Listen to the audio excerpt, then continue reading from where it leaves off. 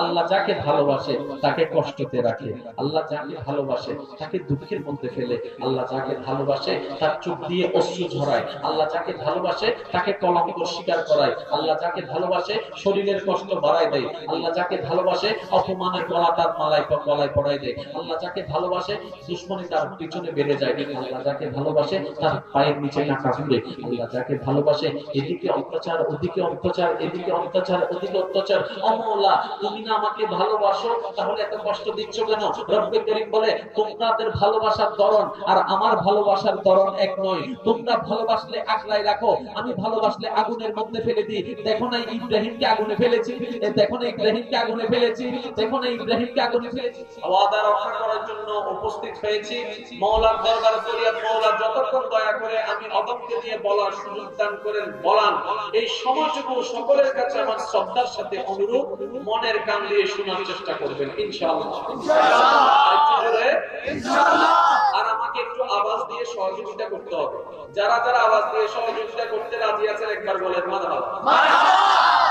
পিছন পর্যন্ত আমার ভাইয়েরা সবাই আওয়াজ শুনতে পাচ্ছেন?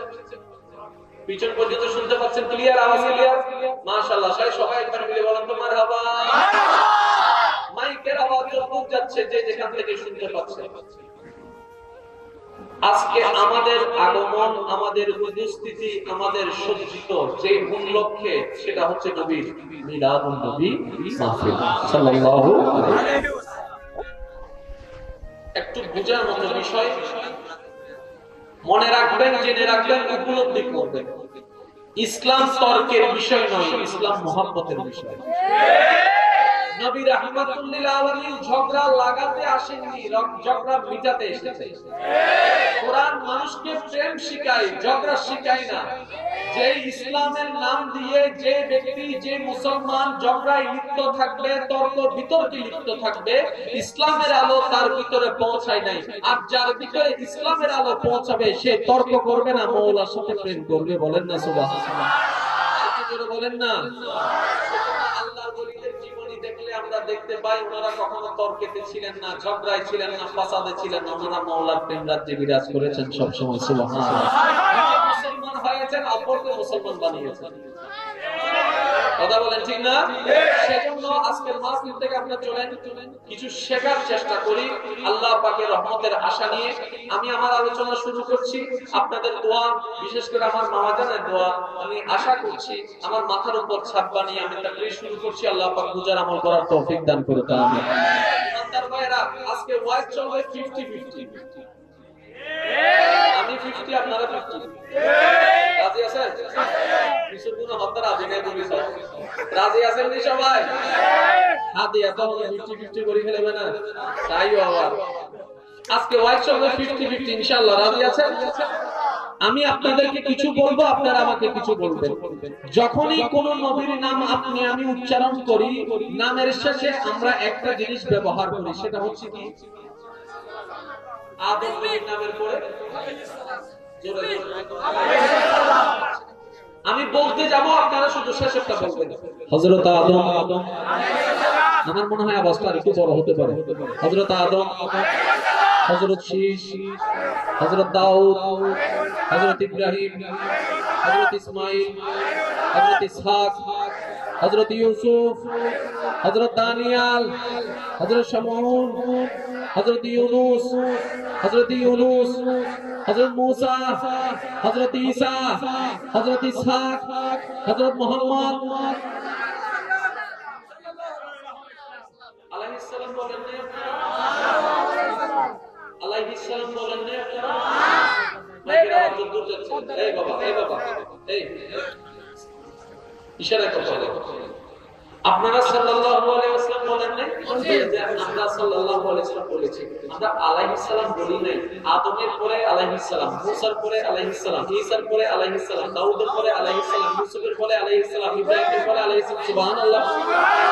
ইসহাকের পর আলাইহিস সালাম, দানিয়েলের পর আলাইহিস সালাম, আদম থেকে ঈসা, সমস্ত নবী আল্লাহর গ্রেডেড বান্দা, আফজল বান্দা, যাদের কোনো দোষ নাই, যাদের কোনো ভুল নাই, যাদের কোনো গুনাহ নাই, যারা হচ্ছে আল্লাহর পছন্দ, যারা হচ্ছে আল্লাহর বাছাইকৃত, তারা কারা? আদম, সফিউল্লাহ, মুসা, কালিমুল্লাহ, ঈসা, রূহুল্লাহ, দাউদ, খলিফাতুল্লাহ, বড় বড় গ্রেডেড নবী রাসূল, আদম থেকে ঈসা, সমস্ত নবী রাসূলের নাম যখন আপনার আমার জবানে চলে আসে, তখন আপনার আমার সম্বোধন করতে হয় আলাইহিস সালাম, আলাইহিস সালাম, আলাইহিস সালাম, আলাইহিস সালাম। কিন্তু যখনই কামলিওয়ালা, হায়াতুন নবী, জিন্দা নবী, মায়ার নবী, নূরের নবী, আটখানা জান্নাতের মালিক নবী, দো জাহানের বাদশা নবী, গুনাহগার উম্মতের শাফাআতকারী নবীর নাম যখন মুখের মধ্যে আসে, তখন আমরা যখন আলাইহিস সালাম বলার জন্য প্রস্তুত নেই, রব্বে কারীম বলে আলাইহিস সালাম বলিও না, আলাইহিস সালাম বলিও না, আলাইহিস সালাম বলিও না। তো মাওলা আমরা কি বলবো? আদমের পরে তো আলাইহিস সালাম বলেছি, রব্বে কারীম বলে আলাইহিস সালাম বলিও না, বলো সাল্লাল্লাহু আলাইহি ওয়াসাল্লাম, সাল্লাল্লাহু আলাইহি ওয়াসাল্লাম। ও মাওলা, আদম তোমার নবী, মুসা তোমার নবী, আদম তোমার নবী, মুহাম্মদ তোমার নবী, মুসা তোমার নবী, মুহাম্মদ তোমার নবী, নামের পার্থক্য তুমি করে দিলা কেন? এবার রব্বে কারীম বলে আদম আমার, মুহাম্মদ আমার, নামের পার্থক্য করে দিয়েছি যেন জ্ঞানী গুণী বান্দারা বুঝতে পারে আমার নবী মুহাম্মদ মুসা ঈসা কারো মতই না। বলেন না সুবহানাল্লাহ। আল্লাহু আকবার।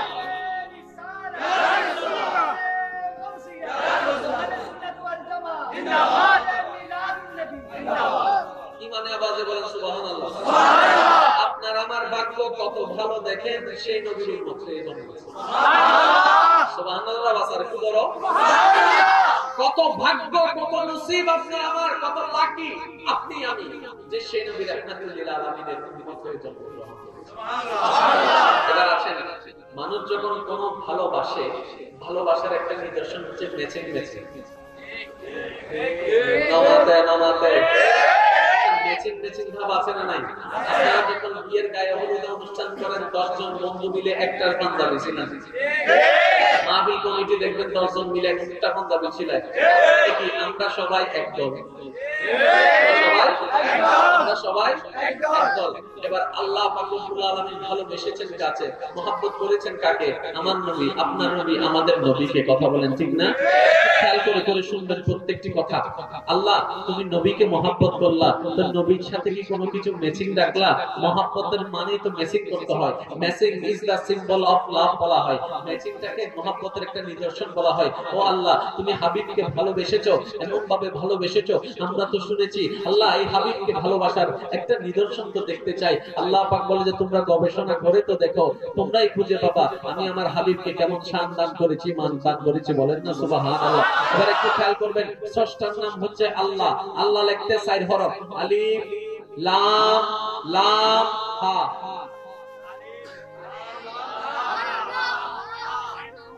কিন্তু কত মুমাদ্দ খবর থাকে মারি দিতা বাজবে শুরু। আলিফ লাম লাম হা। আল্লাহ তোমার নামে 4 হরফ, নবীর নামে বলে যে দেখো না, মিম হা মিম দাল।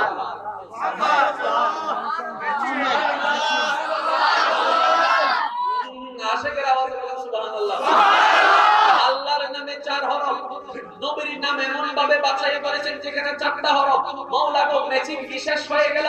আল্লাহ পাক বলে যে এখনো তো শুরুই করি নাই, শেষ কোন জায়গা থেকে হবে? এবার গবেষণায় লাগলাম, আল্লাহর নাম এমন হরফ দ্বারা বাছাইকৃত যেই হরফে একটা নুকতা নাই, আলিফে নুকতা নাই, লামে নুকতা নাই, হায়ে নুকতা নাই। বড় আশ্চর্যকর বিষয়, আমার নবীর নামটা গবেষণা করে দেখেন, মিম হা মিম দাল এমন অক্ষর দ্বারা বাছাই করেছেন, একটা নুকতাও আল্লাহ রাখে নাই। বলেন সুবহানাল্লাহ। আল্লাহর নামে কোনো নুকতা নাই, নবীর নামে কোনো নুকতা আল্লাহ রাখে নাই। আল্লাহ নিচে কি শেষ হয়ে গেল? রব্বে করিম বলে যে দেখো না, আমার নামে নিচে কোনো জ্ঞান নাই। সুবহানাল্লাহ।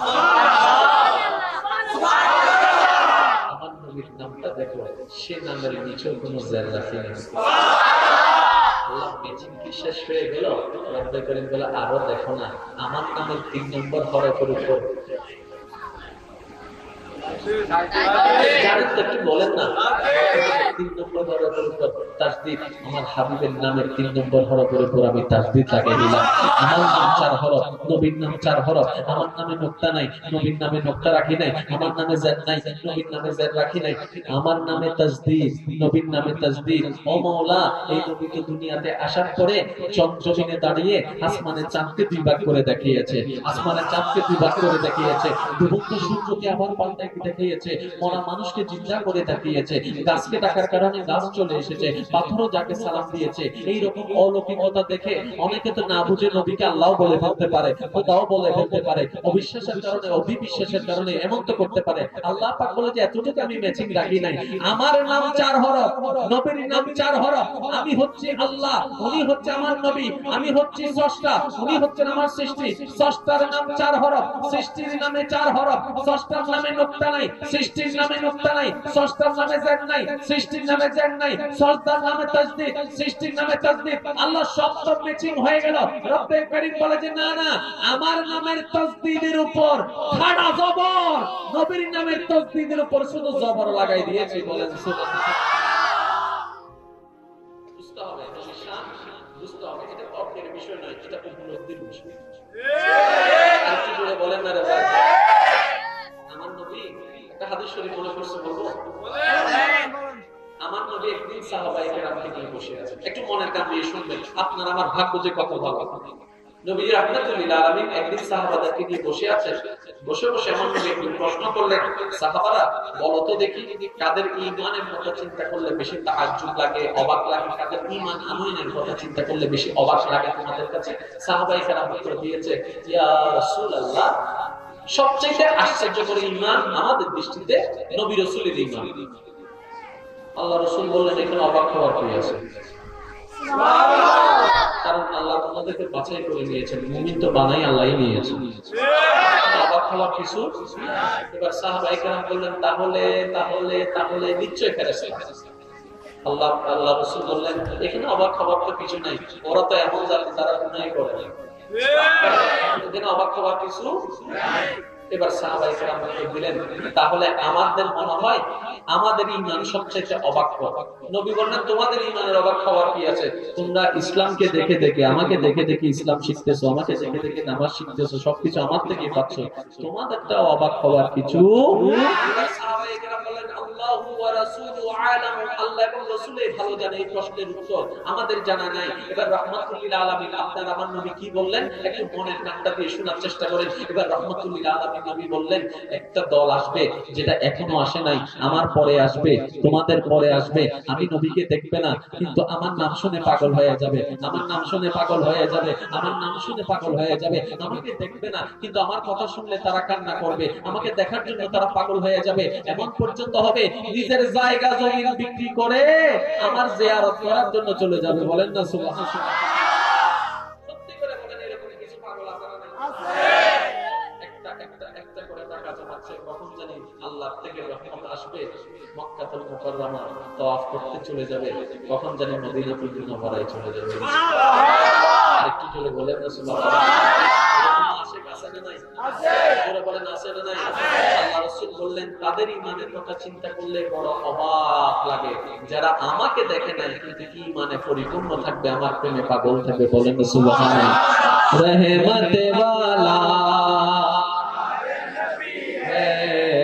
धूम मची है, धूम मची है, रहमत वाला आया नबी है, धूम मची है, धूम मची है।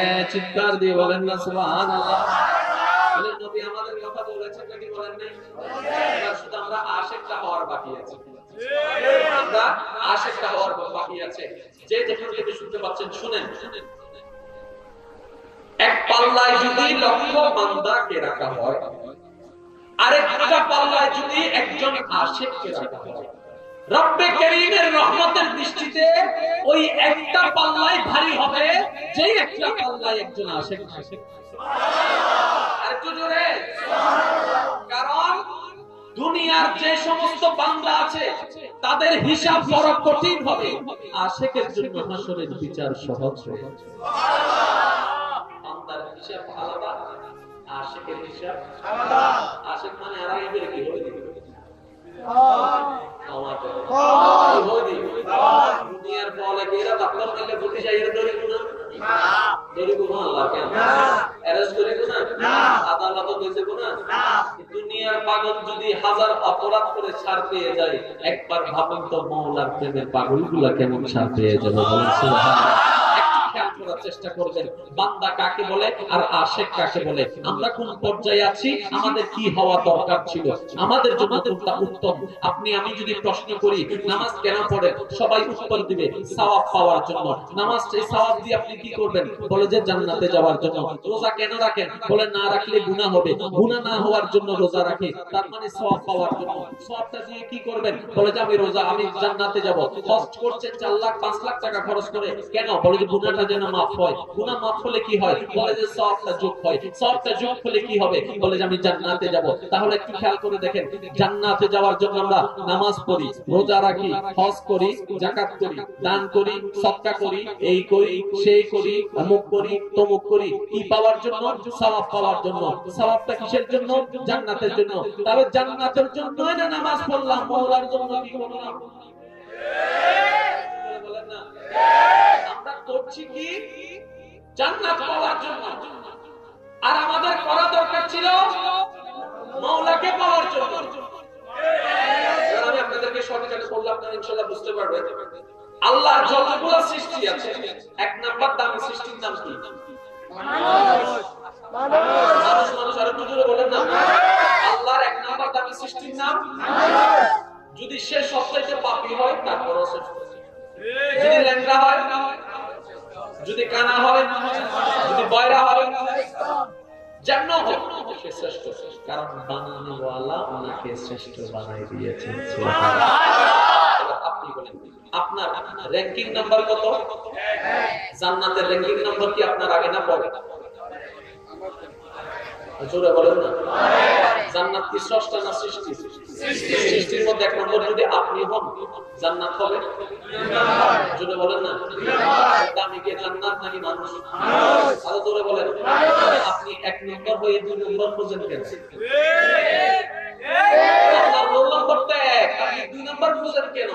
নিজেকে এমন ভাবে নবীর প্রেম দিয়ে সাজাইয়ে এমন ভাবে তৈরি করুন যেন হাসরের ময়দানে যাওয়ার পরে আপনার জান্নাত খুঁজতে না হয়, জান্নাতে মাওলার দরবারে ফরিয়াদ করে বলে, মাওলা গো অমুকের ছেলে অমুক বান্দাটাকে আমাকে দাও, আমাকে দাও, আমাকে দাও। আপনার খোঁজার দরকার নাই, আপনাকে যেন জান্নাত খুঁজে সেইভাবে প্রস্তুতি নেন। বলেন না সুবহানাল্লাহ।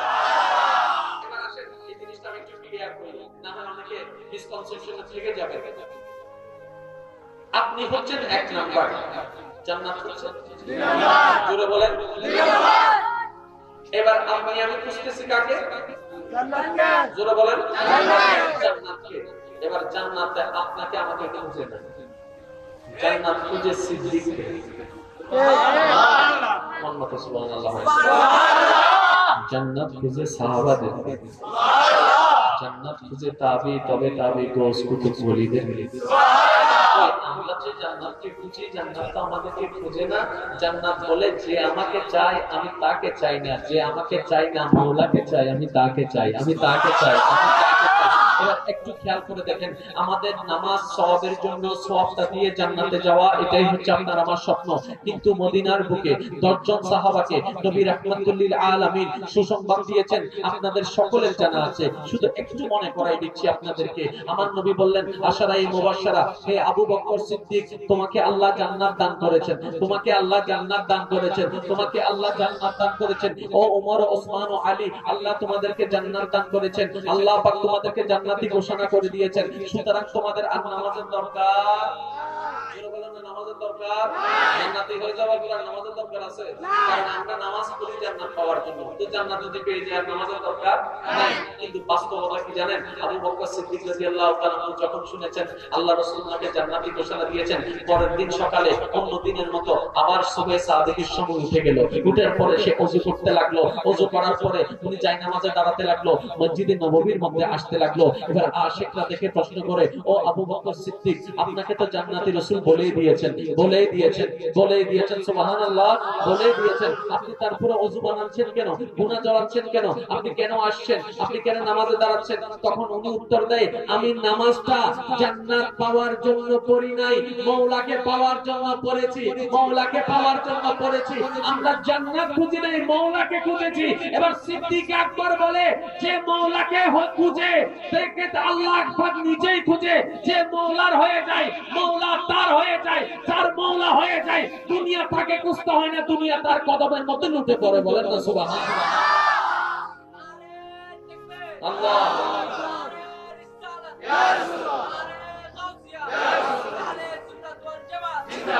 উচ্চ আওয়াজে বলেন সুবহানাল্লাহ। এবার আপনারা একটু বুঝবেন কানেকশনটা কার সাথে? আল্লাহর সাথে। জোরে বলেন আল্লাহর সাথে।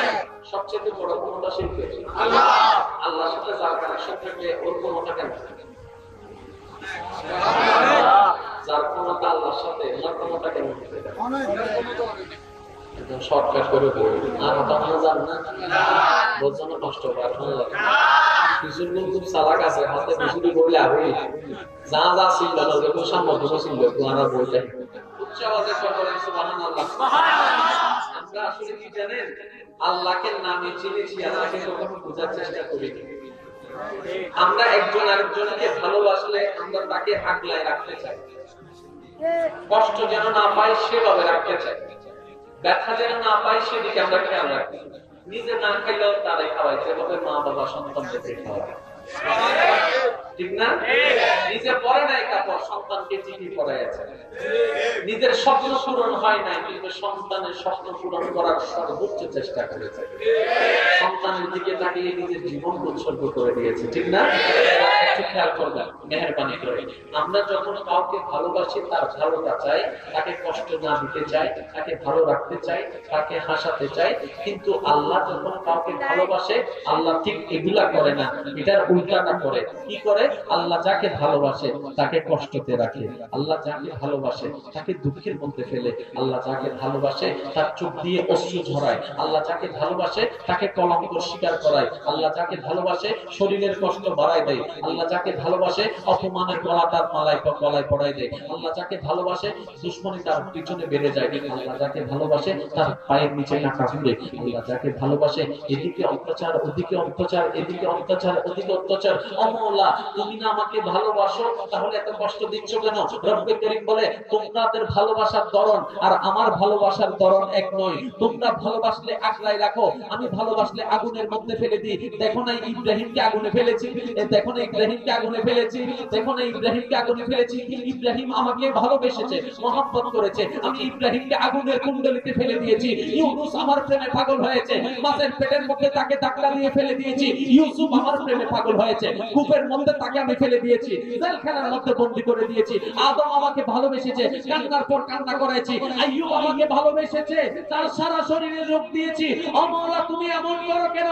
বলে যে আমি দুনিয়ার সাময়িক নিয়ামত দিতে চাই না, যে ভালোবাসবে তাকে আমি তাজরি মিন তাহতিহাল আনহার ওয়ালা জান্নাতের নিয়ামত দিতে চাই। বলেন সুবহানাল্লাহ।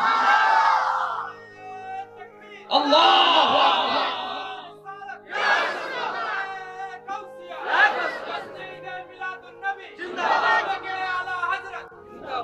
বলেন না সুবহানাল্লাহ। এখন আমরা ভালোবাসলে যখন কষ্ট দিই, কি বলে? তুমি আমাকে ভালোবাসলে কষ্ট দাও কেন? এটা তো ভালোবাসা নাই। আল্লাহ পাক বলে যে কষ্টে যখন পড়বা বুঝে নিবা আমি তোমাকে ভালোবাসতে চাচ্ছি, যখন বিপদ দেখবা বুঝে নিবা আমি তোমাকে ভালোবাসতে চাচ্ছি। এবার একটু খেয়াল করেন, নবীকে ইব্রাহিম যাকে বলা হয় খলিলুল্লাহ, সুবহানাল্লাহ।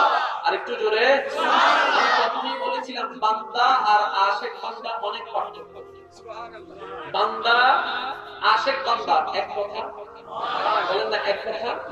বান্দা আলাদা, আশিক বান্দা আলাদা। এবার নবী ইব্রাহিমকে নমরুদের আগুনের কুণ্ডলী তৈরি করে আগুন ধাউ ধাউ করে জ্বালাই দিল। ইব্রাহিম নবীকে চুলির মধ্যে বন্দী করে ফেললো। ইব্রাহিম নবী সৎ ছিল, সবাই জানে, ভালো ছিল, সবাই জানে, ওনার কোনো দোষ ছিল না, এটা সবাই জানে। বিনা অপরাধে ওনাকে আগুনের সাজার মধ্যে দেওয়া হচ্ছে, এটা সবাই জানে। এলাকাবাসী ইব্রাহিম নবীর জন্য চিন্তিত হয়ে মন খারাপ করে ফেললো, অনেকে কান্না শুরু করলো, অনেকে মন ব্যথিত হয়ে গেল, অনেকে সহ্য করতে না পারে এখান থেকে চলে গেল।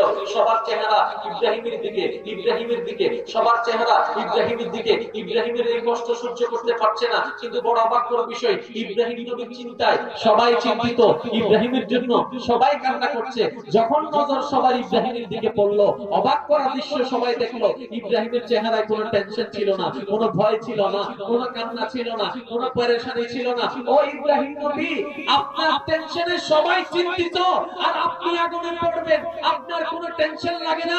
এবার ইব্রাহিম নবী বলে, তোমাদের টেনশন লাগারও কারণ আছে, আমার টেনশন না লাগারও কারণ আছে। টেনশন না লাগারও কারণ আছে, সুবহানাল্লাহ। টেনশন না লাগারও কারণ আছে, তোমরা কান্না করার কারণ আছে, আমার কান্না না করার কারণ আছে। কারণ তোমরা আগুন দেখছো আর আমি আগুনের ভিতরে আমার মাওলার প্রেম দেখতে পাচ্ছি। বলেন সুবহানাল্লাহ।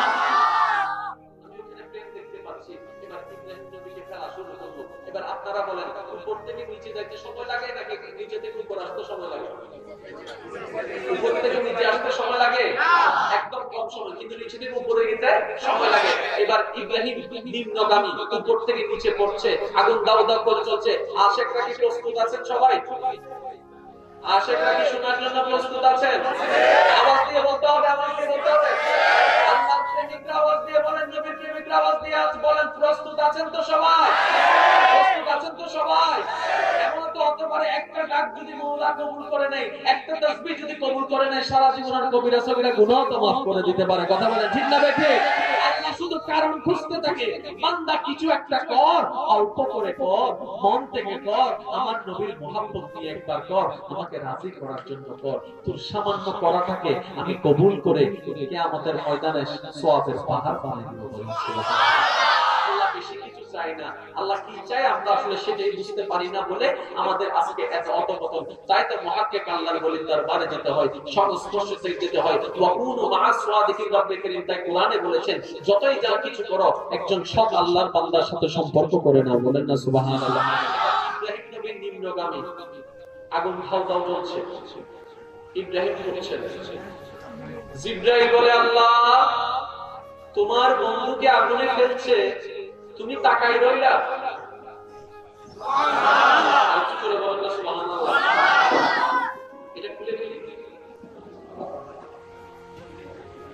আল্লাহ তোমার বন্ধুকে আগুনে ফেলছে, তোমার দুশমনে, তুমি সহ্য করে রইলা? আল্লাহ তুমি কিচ্ছু করবা না? আল্লাহ পাক জিবরাইলকে বলে, তোর যদি এত জ্বলে তুই যা, তোর যদি এত লাগে তুই যা। এবার জিবরাইল আসলেন, ইব্রাহিম নবী পড়তে লাগলেন, জিবরাইল চলে আসলেন। আসার পরে জিবরাইল জিজ্ঞেস করছেন, আমি কি আপনাকে সহযোগিতা করতে পারি? ইব্রাহিম নবী কি উত্তর দিয়েছিলেন? তুমি কে? এদিকে আগুনে করতেছে, কিন্তু উত্তর দিলেন কি? তুমি কে? আমি আমি আমি জিবরাইল।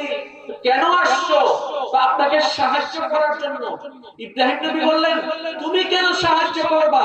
আমি কি তোমার প্রেমের আসামি? আমি কি তোমার প্রেমের আসামি? আমি তো তোর প্রেমের আসামি হই নাই রে। আগুনে পড়ছি তো যার প্রেমে। উনি কি দেখে না? উনি কি দেখে না? উনি কি দেখে না? রব্বে কারীম বলে, জিবরাইল তাড়াতাড়ি চলে আয়। আমার ইব্রাহিম বান্দা নয়, এটা আশেক বান্দা। সে চাই না অন্য কেউ করুক, সে চাই আমি করি, সে চাই আমি করি, সে চাই আমি করি। জিবরাইল চলে আসলো। এবার রব্বে কারীম লামখান থেকে ডাক দেয় আগুনকে, কুল না ইয়া নারু কুনি বারদাও ওয়া সালামান আলা ইব্রাহিম, আলা ইব্রাহিম, আলা ইব্রাহিম। ও আগুন তোরে বানিয়েছি আমি জ্বালাই ফেলার জন্য, কিন্তু আজকে তুই জ্বালাতে পারবি না, কারণ আজকে তোর ভিতর আমার বান্দা যাচ্ছে না, আমার আশিক যাচ্ছে। সুবহানাল্লাহ, আল্লাহু আকবার, ইয়া রাসূলুল্লাহ।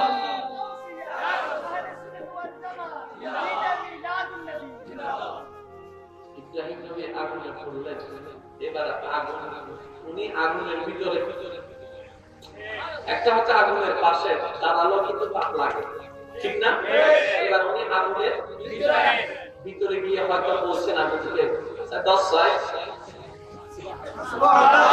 আশেকের মতো বলেন, দেখো আশেকের আওয়াজ, তুই তো সবারে জ্বালাই ফেলাস, এটা তো তোর ভয় দেখাস, তুই সবারে দাও দাও করে জ্বলাস, কোন এক জায়গায় লাগলে 10 ঘর উড়ে ফেলাস। 10 ছয় বলে বলাই সরি সুপ্রিম কোর্টের নিষেধ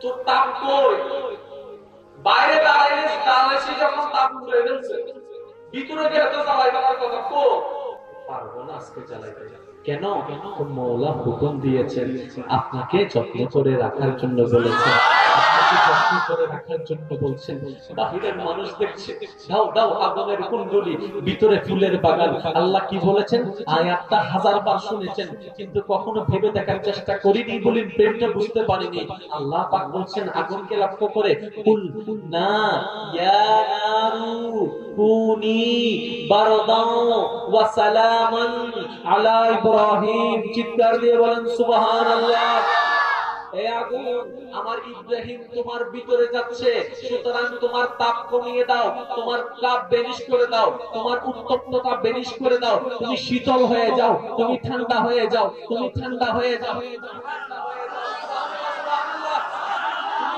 হয়ে যাও আল্লাহ ঠান্ডা তো দুই প্রকার একটা সহ্যশীল আর একটা অসহ্যশীল আল্লাহ কোনটা হব আল্লাহ পাক বলেন ওয়াসালামান এমন ভাবে ঠান্ডা হও যেন আমার ইব্রাহিমের ঠান্ডায় কষ্ট না পায় অর্থাৎ আমার আশিক যেন কষ্ট না পায় আল্লাহ কেমন যারে ভালোবাসে আগুনও ফেলে আবার পুত্রও দেয় না বলেন সুবহানাল্লাহ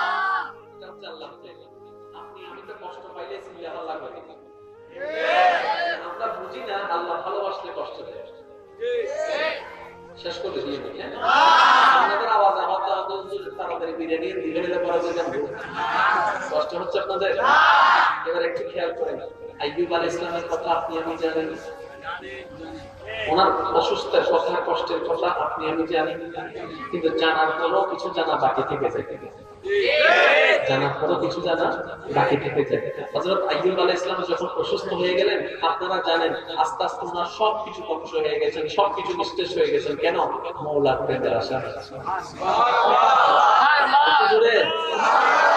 অপরাধ ছিল একটাই আল্লাহকে ভালোবেসেছেন আল্লাহ পাক বলেন যে আমার ভালোবাসবে এগুলো তার কাছে থাকতে পারবে না সব লোক ছাগলের পাল নিয়ে নিয়েছে দুর্বার পাল নিয়ে নিয়েছে সন্তান নিয়ে নিয়েছে নাতি পুত্রী নিয়ে নিয়েছে পরিবার নিয়ে নিয়েছে ঘর জ্বালাই দিয়েছে দোকানপাট সব শেষ করে দিয়েছে শুধু বউটা ছিল বউটা ওনাকে ছেড়ে একদিন ওনার স্ত্রী আইয়ুব নবীকে বললেন আপনি তো আল্লাহর নবী বলে যে হ্যাঁ তোমার কি কোনো সন্দেহ আছে বলে যে না হুজুর আমার কোনো সন্দেহ নেই তা আমি শুনেছি নবীরা নাকি দোয়া করলে দোয়া কবুল হয়ে যায়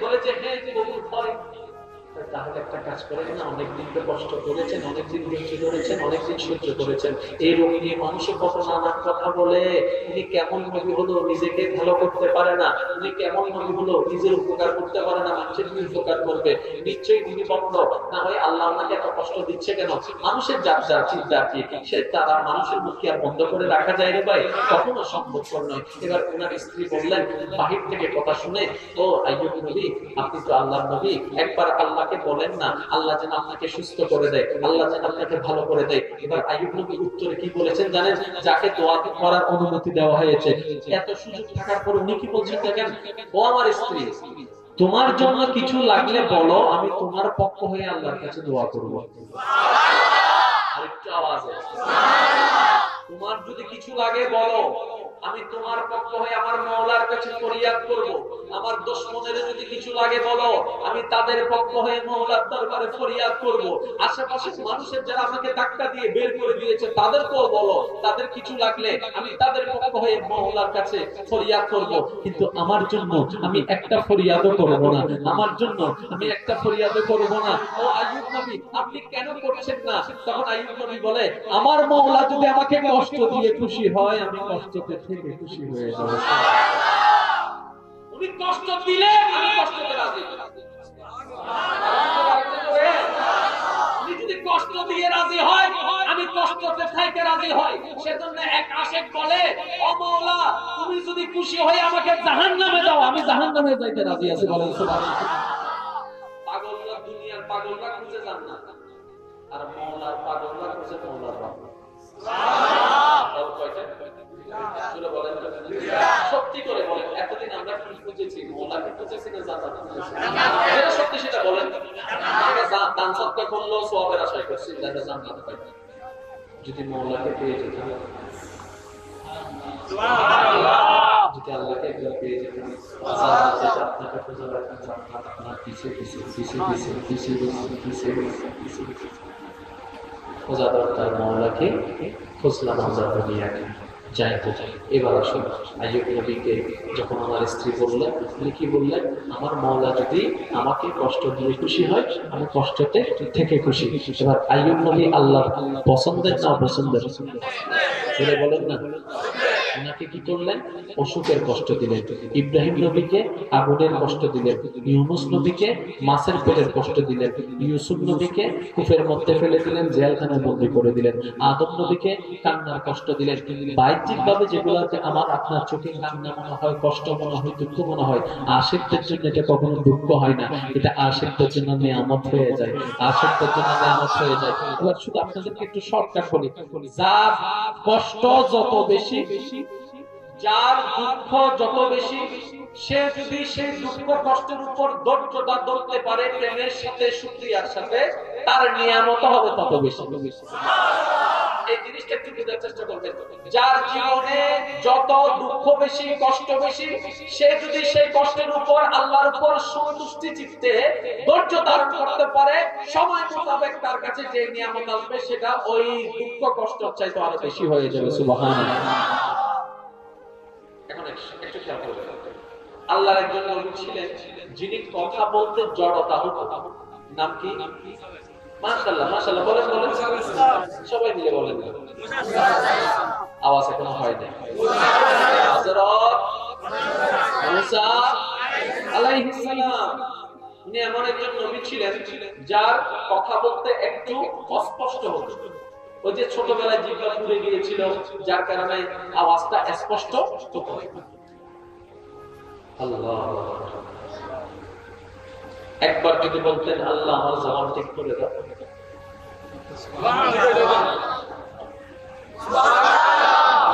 সাথে সাথে সবার জন্য দোয়া করে, নিজের জন্য একদিন যায়।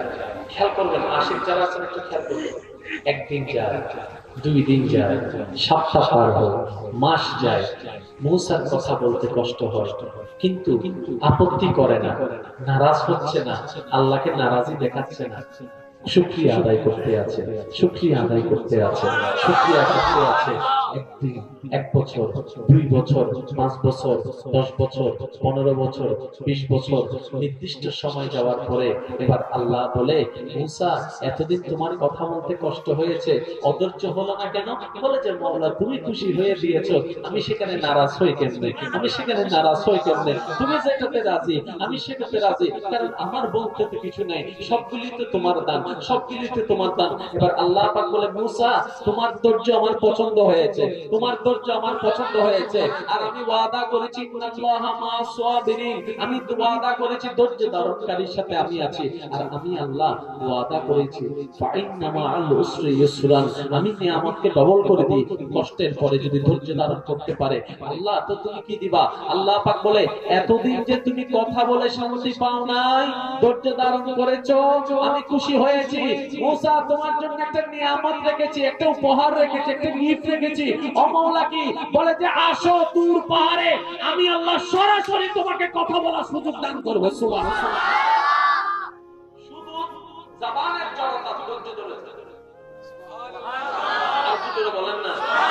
আল্লাহ জবানের জড়তা দিয়েছেন, উনি আপনি না জানেন ধৈর্য ধরেছেন। আলহামদুলিল্লাহ, আলহামদুলিল্লাহ, আলহামদুলিল্লাহ, কাশমান বল আলহামদুলিল্লাহ, বন্দাই করলে বল আলহামদুলিল্লাহ, ব্যঙ্গ করলে বল আলহামদুলিল্লাহ। আল্লাহ পাক ওনার ধৈর্য যখন দেখলেন, বলে যে ঠিক আছে, আসো আসো, তোমার সব দুঃখ ভুলে দিব, আমার সাথে কথা বলার সুযোগ দিলাম। মুসা হয়ে গেল মুসা কালিমুল্লাহ। এবার আসেন ঈসা নবীর আম্মা, সৎ একজন নারী, যার জীবনে কোনো কলঙ্ক নাই, মোহাম্মদ করছে কারে? আল্লাহকে। আমি বোম মারি দিই, নদী বাজা বাজা আল্লাহকে। আল্লাহ পাক বলে আমরা মহব্বত করবা, শান্তিতে থাকবা দুনিয়াতে, এটা তো বলতে এমন ব্যবস্থা করলেন জগৎ ওনাকে কলঙ্ক দিয়েছে। বাচ্চারা সন্তান আসলো কেমনে? নিশ্চয়ই কোনো খারাপ কাজ করেছে, যার যা ইচ্ছা তা বলে। আল্লাহ পাক বলে মরিয়ম তুমি আমারে ভালোবাসার কথা বলতে পারবে না। আপনারা জানেন যে সেটাই বলছি, সেটা একটু গভীর যাওয়ার চেষ্টা করছি।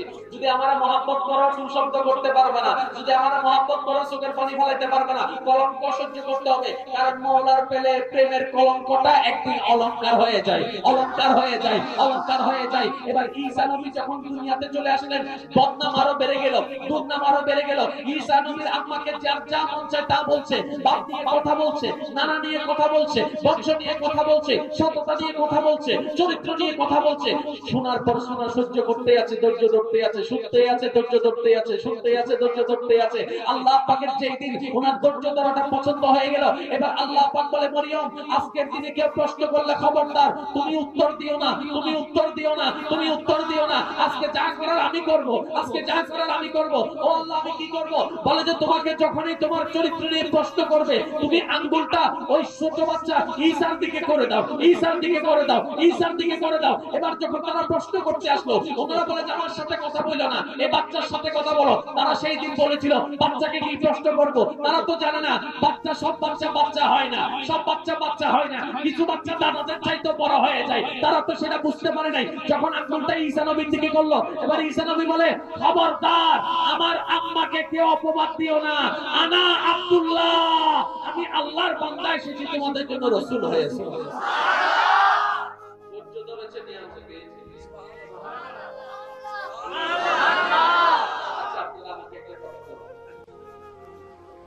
যার হাতে আল্লাহ এমন ক্ষমতা দেয়, আঙ্গুলের ইশারা দিলে সানজিবা করে ফেলতে পারে।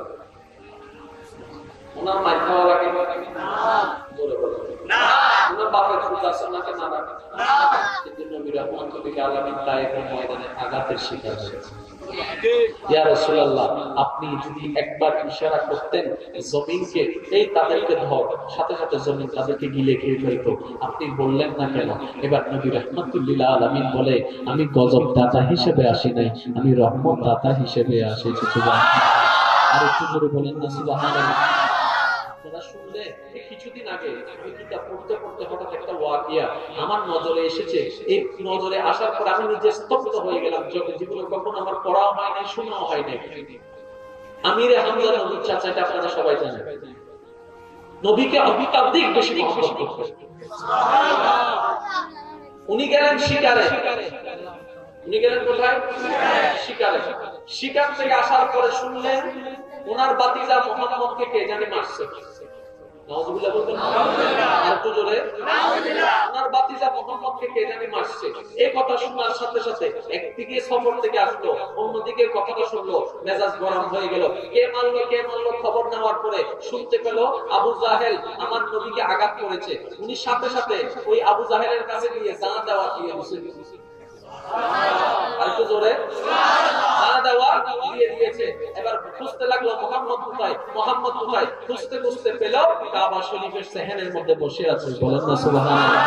আমির হামজা রাদিয়াল্লাহু তাআলা নবীজির পাশে গিয়ে বললেন, মনে মনে চিন্তা করলেন যে মারছে, তার কথা যদি আমি বলি আমি তারে মাইরে আসছি, শুনি মনটা একটু হালকা হবে, মনটা একটু খুশি হবে যে না আমার চাচা প্রতিশোধ নিয়েছে। এই চিন্তা করে আমির হামজা বললেন, ভাতিজা তোমারে যে মারছে তারও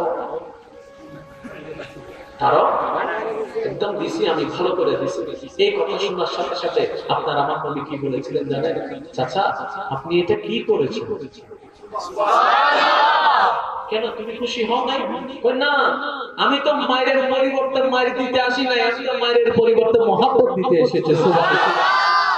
ওই দিন আমির হামজা বলেছিলেন একদিন সময় আসবে বিশ্ব জুড়ে তোমার নাম হবে শুধু তোমার এই সততার কারণে, চরিত্রের কারণে, উদারতার কারণে। বলেন সুবহানাল্লাহ। তিনি আমাদের নবী রাহমাতুল্লিল আলামিন। নূর ওয়ালা नूर लेकर आया है सारे आलम में, ये देखो कैसा नूर छाया है। अस्सलातु वस्सलामु अलैका या रसूल अल्लाह, अस्सलातु वस्सलामु अलैका या हबीब अल्लाह। সবাই একই আওয়াজে अस्सलातु ওয়াসসালামু আলাইকা ইয়া রাসূলুল্লাহ আসসালাতু ওয়াসসালামু আলাইকা ইয়া হাবিবাল্লাহ উচ্চ আওয়াজে বলেন মারহাবা একটা ওয়াক্যের মধ্যে আসে বলি না শুনছেন সবাই বলেন সুবহানাল্লাহ প্রশ্ন দিতে শেষ করে আমার তো মনে না না বললো হচ্ছে বেশি আল্লাহ তাআলা কষ্ট হচ্ছে একটু খেয়াল করুন এক আল্লাহর বান্দা আশিক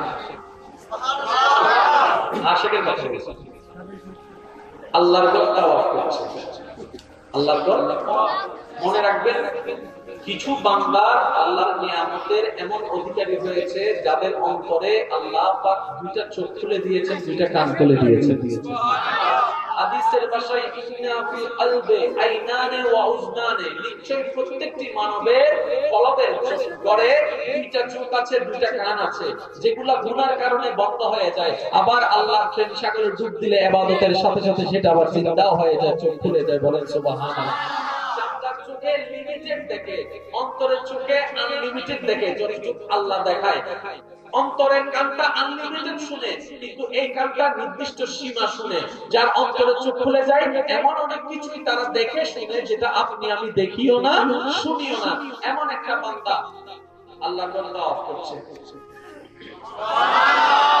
আর জবানে বলছে লব্বাইক আল্লাহুম্মা লব্বাইক لبيك لا شريك لك لبيك إن الحمد والنعمة لك والملك لا شريك لك সবাইকে আওয়াজে لبيك اللهم لبيك لبيك لا شريك لك لبيك إن الحمد والنعمة لك والملك লা শারীকা লাক আল্লাহ আজকে যারা পড়ছে জীবনে একবার হলো তোমার ঘরকে সামনে রেখে পড়ার সুযোগ দান করিও লব্বাইক আল্লাহুম্মা লব্বাইক লব্বাইক লা শারীকা লাক লব্বাইক ইন্নাল হামদা ওয়ান নি'মাতা লাক ওয়াল মুলক লা শারীকা লাক সে তওয়াফ করছে আর বারবার বলছে মওলা বান্দা হাজির মওলা বান্দা হাজির মওলা বান্দা হাজির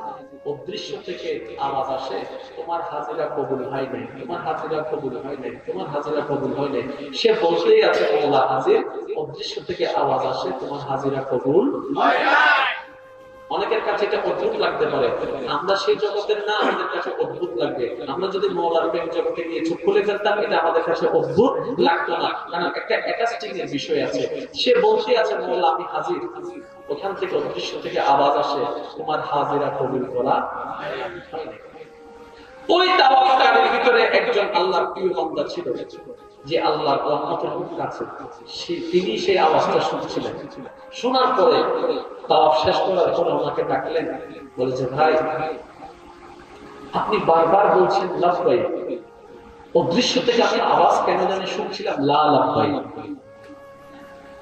আপনি বলছেন আমি হাজির গায়েব থেকে উত্তর আসে আপনার হাজিরা কবুল করা হয় না তখন সে তাওয়াফকারী ব্যক্তি বলছেন ভাই এই কথা কি শুধু আজকে আপনি শুনলেন আমি তো বছরের পর বছর একই কথা শুনে আসতেছি বছরের পর বছর হয়ে যাচ্ছে আমি একই কথা শুনে আসতেছি তো তারপর আপনি তাওয়াফ করা বন্ধ করেন নাই এবার সে আশিক উত্তর দেয় আমি তো ওনার বান্দা উনি আমার খালিক উনাকে ছাড়া আমি কোথায় যাব উনি ধাক্কা দিয়ে বের করে দিলে তো ওনার কাছেই থাকতে হবে উনি যে আমার রহমান উনি যে আমার রহিম উনি যে আমার গফফার উনি যে আমার সত্তার উনি ফেলে দিলে তো ওনার কাছে আসতে হবে উনি বের করে দিলে তো ওনার কাছে আসতে হবে উনি ছাড়া তো আমার আর কেউ নাই উনি ছাড়া তো আমার আর কেউ নাই ওনার এই প্রেমের কথাগুলো শুনে ইশকের কথা শুনে ওই আল্লাহর বলে দুই হাত তুলে দিলেন তার পক্ষ হয়ে ফরিয়াদ করলেন মাওলা গো ওনার তাওয়াফ কবুল করো ওনার ইবাদত কবুল করো ওনার দোয়া কবুল করো ওনার জিকির কবুল করো এবার গায়েব থেকে আওয়াজ আসে ওনার পক্ষ হয়ে তুমি দোয়া করিও না এটা আশিক মাশউকের ব্যাপার আশিক মাশউকের ব্যাপার আশিক মাশউকের ব্যাপার আমি তারটা কবুল করব না মাওলা কেন করবে না বলে যে তার বলাটাই আমার পছন্দ তার ডাকটাই আমার পছন্দ তার পুরাটাই আমার পছন্দ যদি কবুল করেনি সে আর আসবে না তার আশাটাই আমার পছন্দ হচ্ছে বলেন না সুবহানাল্লাহ आशिक बनना है तो आशिक बनो यार। क्या मजा है तुझे आशिक बन के तू जियो जरा, देखना कैसा सुरूर आता है दिल में। हर वक्त तस्वर में मदीने की गली हो, हर वक्त तस्वर में मदीने, हर वक्त तस्वर में मदीने की गली हो, हर वक्त तस्वर में मदीने की गली हो, और याद मोहम्मद की मेरे दिल में बसी हो, हर वक्त तस्वर में मदीने की गली हो। ऐ काश मदीने में मुझे मौत यूं आए, काश मदीने में मुझे मौत कदमों में तेरे सर हो, मेरी रूह चली हो, हर वक्त तस्वर में मदीने की गली। जरा सुनना आशिक का बोल कैसा होता है।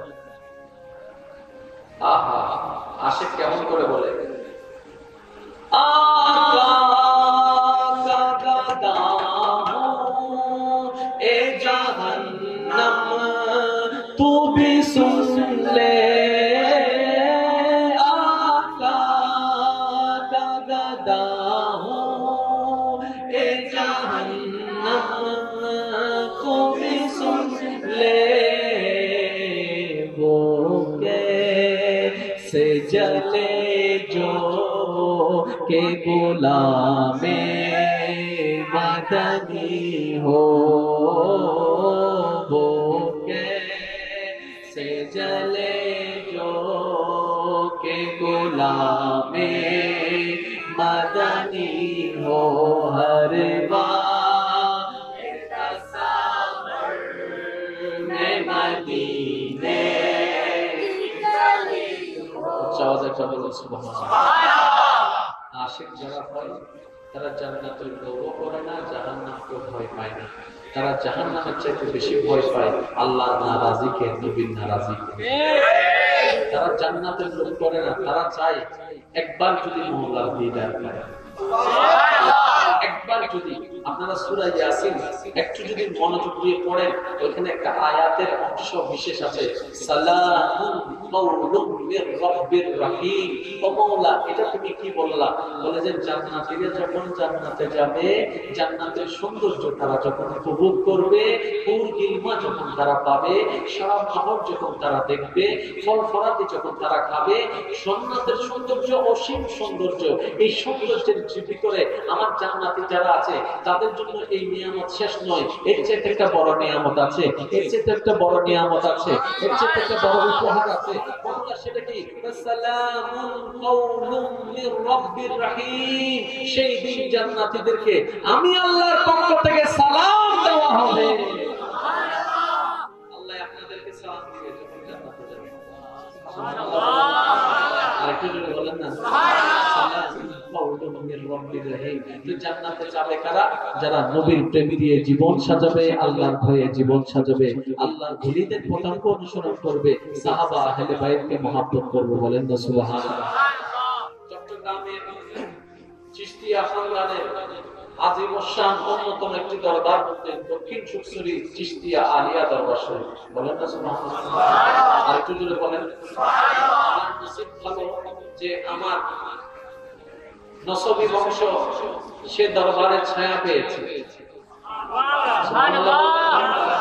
এই দরবারের যিনি আল্লাহর ওলি, অন্যতম একজন উজ্জ্বল নক্ষত্র ওলি জগতের হযরত আব্দুল খালেক শাহ রাহমাতুল্লাহ আলাইহি, এর ছায়ায় যিনি ছায়াযিত হয়েছেন, যার দর্শনে দর্শন শিখেছেন, যার আলোয় আলোকিত হয়ে নিজে আলোকিত হয়ে হাজার হাজার হাজার পথহারা মানুষকে যিনি মওলার প্রেমের রাস্তা দেখিয়েছেন, উনি হচ্ছেন হযরত ইনায়াতুল্লাহ সুফি রাহমাতুল্লাহ।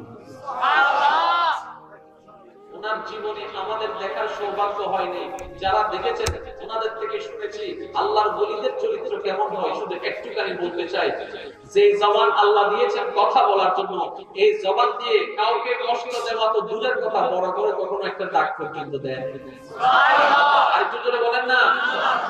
বড় করে একটা ডাক পর্যন্ত দেয়নি, কষ্ট দেওয়া তো দূরের কথা, কঠিন কথা বলা তো দূরের কথা। আর ওনার চেহারাকে আল্লাহ পাক এত সুন্দর করে সাজিয়েছেন, 10 বছর পর্যন্ত ওনার চেহারার দিকে দেখলে মন গলে প্রেমে পড়ে যেতে। বলেন না সুবহানাল্লাহ। কখন আসে? যখন বান্দা মওলার প্রেমের দিকে চলে যায়, যখন বান্দা বলে যে মওলা তুমি ছাড়া কিছু চাই না, আমার কোনো স্বপ্ন নাই, আমার কোনো চাওয়া নাই, আমার কোনো পাওয়া নাই, আমার কোনো ইচ্ছা নাই, মওলা তোমাকে চাই, মওলা তোমাকে চাই, মওলা তোমাকে চাই। আল্লাহ পাক বলে আমাকে যারা খুঁজবে তাদেরকে আমার রাস্তা বাতাই দেওয়ার জন্য, ও হাবিব রাহমাতুল লিল আলামিন, লাকাদ মান্নাল্লাহু আলাল মুমিনিনা ইয বাআসা ফীহিম রাসূলা কাদ জাআকুম মিনাল্লাহি নূর ওয়া মা আরসালনাকা ইল্লা রাহমাতাল লিল আলামিন ইন্না আরসালনাকা শাহিদান ওয়া মুবাশশিরান ওয়া নাযীরা। আর রহমান আল্লামাল কোরআন সমস্ত গুণে গুণান্বিত করে আমি আল্লাহ আপনি নবীকে দুনিয়াতে পাঠাই দিয়েছি। বলেন সুবহানাল্লাহ। নবীর কাছে হচ্ছে শুধু বান্দাকে আল্লাহর সাথে মিলাই দেওয়া, আল্লাহর রহমতের কাছে নিয়ে যাওয়া। বলেন সুবহানাল্লাহ। আবু বকর সিদ্দিক বান্দা হিসেবে আল্লাহকে খুঁজতে আছেন, নবী রাহমাতুল লিল আলামিনের কাছে গেছে, এবার নবী রাহমাতুল লিল আলামিন আল্লাহ পথটা দেখাই দিয়েছেন। বলেন সুবহানাল্লাহ। এবার আপনারা বলেন নবী আশা কি আর আছে? নবী কি আর আসবে? সাহাবা কি আর হবে? তাবি কি আর হবে? তবে তাবি কি হবে? কিয়ামত পর্যন্ত বান্দা আসা তো বন্ধ হবে। তা আল্লাহকে যারা খুঁজবে তারা কোথায় যাবে? এবার আল্লাহ পাক বলে আলা ইন্না আউলিয়া আল্লাহি লা খাউফুন আলাইহিম ওয়া লা হুম ইয়াহজানুন। বান্দাদের ভিতরে একটা গ্রেট বান্দা আছে যাদের কোনো ভয় নাই, যাদের কোনো চিন্তা নাই। ওয়া কুনু মা'আস সাদিকিন, তোমরা তাদের সাথে সঙ্গী হয়ে যাও। নামাজ রোজা ঠিক রাখো, মা বাবার খেদমত ঠিক রাখো, স্ত্রী পুত্র স্বামীর হক ঠিক রাখো, সমস্ত হক ঠিক রাখার পরে ওনাদের সাথে শান্তি হয়ে ওনাদের থেকে শিখে নাও কেমনে বলবা, কেমনে চলবা, কেমনে উঠবা, কেমনে বসবা, কেমনে শুবা, কেমনে মিশবা, কেমনে ব্যবসা করবা, কেমনে চাকরি করবা। তাদের থেকে শিখে শিখে নবীর সুন্নাত মোতাবেক অনুসরণ করো, কবর তোমার জন্য জান্নাতের বাগান হয়ে যাবে। বলেন সুবহানাল্লাহ। সবাইকে কবুল করুক আমিন। আল্লাহ যাকে ভালোবাসে তাকে কষ্টতে রাখে, আল্লাহ যাকে ভালোবাসে তাকে দুঃখের মধ্যে ফেলে, আল্লাহ যাকে ভালোবাসে তার চোখ দিয়ে অশ্রু ঝরায়, আল্লাহ যাকে ভালোবাসে তাকে কলঙ্ক স্বীকার করায়, আল্লাহ যাকে ভালোবাসে শরীরের কষ্ট বাড়ায় দেয়, আল্লাহ যাকে ভালোবাসে অপমানের গলা তার গলায় পড়ায় দেয়, আল্লাহ যাকে ভালোবাসে দুশ্মনী তার পিছনে বেড়ে যায়, আল্লাহ যাকে ভালোবাসে তার পায়ের নিচে টাকা ঘুরে, আল্লাহ যাকে ভালোবাসে এদিকে অত্যাচার ওদিকে অত্যাচার, এদিকে অত্যাচার ওদিকে অত্যাচার। মওলা তুমি না আমাকে ভালোবাসো, তাহলে এত কষ্ট দিচ্ছ কেন? রব্বে করিম বলে তোমাদের ভালোবাসার ধরন আর আমার ভালোবাসার ধরন এক নয়। তোমরা ভালোবাসলে আগলায় রাখো, আমি ভালোবাসলে আগুনের মধ্যে ফেলে দিই। দেখো না ইব্রাহিমকে আগুনে ফেলেছি, দেখো না ইব্রাহিমকে আগুনে ফেলেছি, দেখো না ইব্রাহিমকে আগুনে ফেলেছি। ওয়াদা রক্ষা করার জন্য উপস্থিত হয়েছি মওলার দরবারে। ফরিয়াদ মওলা যতক্ষণ দয়া করে আমি অদমকে দিয়ে বলার সুযোগ দান করেন বলান, এই সময়টুকু সকলের কাছে আমার শ্রদ্ধার সাথে অনুরূপ মনের কান দিয়ে শোনার চেষ্টা করবেন ইনশাআল্লাহ। আর আমাকে একটু আওয়াজ দিয়ে সহযোগিতা করতে হবে। যারা যারা আওয়াজ দিয়ে সহযোগিতা করতে রাজি আছেন একবার বলেন মারহাবা। পিছন পর্যন্ত আমার ভাইয়েরা সবাই আওয়াজ শুনতে পাচ্ছেন? পিছন পর্যন্ত শুনতে পাচ্ছেন? ক্লিয়ার আওয়াজ? ক্লিয়ার মাশাআল্লাহ। সবাই একবার মিলে বলেন তো মারহাবা। মাইকের আওয়াজ যতদূর যাচ্ছে যে যেখান থেকে শুনতে পাচ্ছেন আজকে আমাদের আগমন, আমাদের উপস্থিতি, আমাদের সজ্জিত যে মূল লক্ষ্যে, সেটা হচ্ছে নবীর মিলাদুন নবী মাহফিল সাল্লাল্লাহু আলাইহি ওয়াসাল্লাম। একটু বুঝার মতো বিষয়, মনে রাখবেন, জেনে রাখবেন, উপলব্ধি করবেন। ইসলাম তর্কের বিষয় নয়, ইসলাম মুহাব্বতের বিষয়। নবী রাহমাতুল লিল আলামিন ঝগড়া লাগাতে আসেননি, ঝগড়া মিটাতে এসেছেন। কোরআন মানুষকে প্রেম শিখায়, ঝগড়া শিখায় না। যে ইসলামের নাম দিয়ে যে ব্যক্তি, যে মুসলমান ঝগড়ায় লিপ্ত থাকবে, তর্ক বিতর্কে লিপ্ত থাকবে, ইসলামের আলো তার ভিতরে পৌঁছায় নাই। আর যার ভিতরে ইসলামের আলো পৌঁছাবে, সে তর্ক করবে না, মওলার সাথে প্রেম করবে। বলেন না সুবহানাল্লাহ, বলেন না। আল্লাহর ওলিদের জীবনী দেখলে আমরা দেখতে পাই, ওনারা কখনো তর্কেতে ছিলেন না, ঝগড়ায় ছিলেন না, ফাসাদে ছিলেন না। ওনারা মাওলার প্রেম রাজ্যে বিরাজ করেছেন সব সময়। সুবহানাল্লাহ। মুসলমান হয়েছেন, অপরকে মুসলমান বানিয়েছেন। কথা বলেন ঠিক না? সেজন্য আজকের মাহফিল থেকে আমরা চলেন কিছু শেখার চেষ্টা করি আল্লাহ পাকের রহমতের আশা নিয়ে। আমি আমার আলোচনা শুরু করছি, আপনাদের দোয়া, বিশেষ করে আমার মামাজানের দোয়া আমি আশা করছি আমার মাথার উপর ছাদ বানিয়ে আমি তাকরীর শুরু করছি। আল্লাহ পাক বুঝার আমল করার তৌফিক দান করুন। আমিন। ইমানদার ভাইরা, আজকে ওয়াজ চলবে 50-50। আমি 50, আপনারা 50। রাজি আছেন? বিশুদ্ধ হাতটা রাজি নাই বলি সব। রাজি আছেন নি সবাই?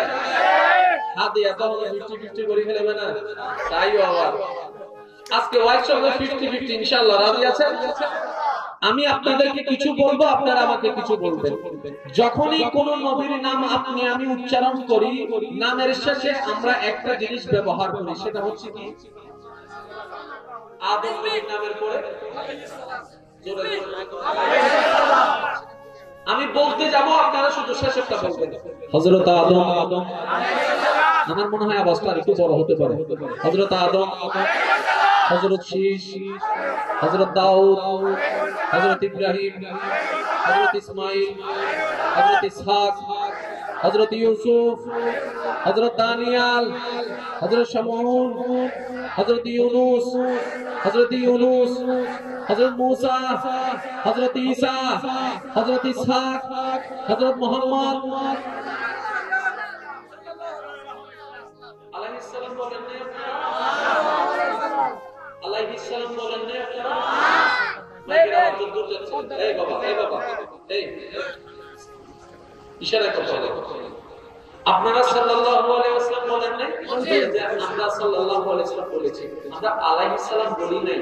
আদমের পরে আলাইহিস সালাম, মুসার পরে আলাইহিস সালাম, ঈসার পরে আলাইহিস সালাম, দাউদের পরে আলাইহিস সালাম, ইউসুফের পরে আলাইহিস সালাম, ইব্রাহিমের পরে আলাইহিস সালাম। সুবহানাল্লাহ। ইসহাকের পরে আলাইহিস সালাম, দানিয়েলের পরে আলাইহিস সালাম।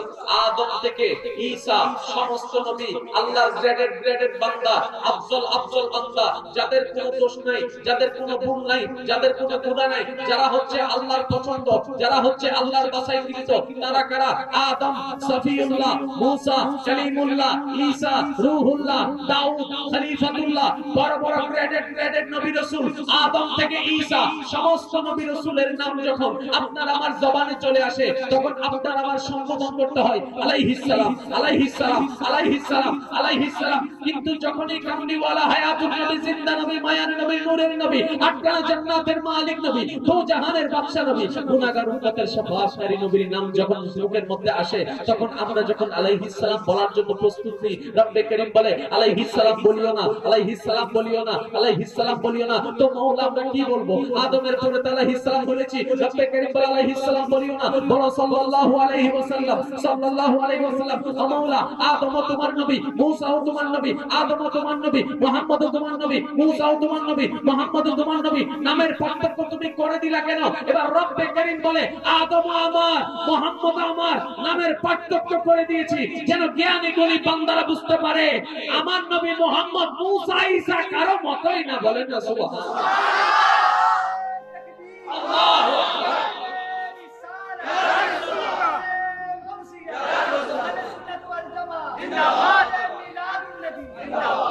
ইমানে আওয়াজে বলেন সুবহানাল্লাহ। আপনার আমার ভাগ্য কত ভালো দেখেন, সেই নবীর উম্মত এই জন্য। সুবহানাল্লাহ। বাসার একটু বড় কত ভাগ্য, কত নসিব আপনি আমার, কত লাকি আপনি আমি যে সেই নবী রাহমাতুল লিল আলামিনের উম্মত হয়ে জন্মগ্রহণ করেছি।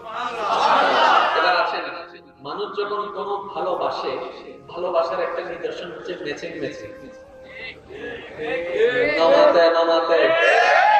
ম্যাচিং ম্যাচিং ভাব আছে না নাই?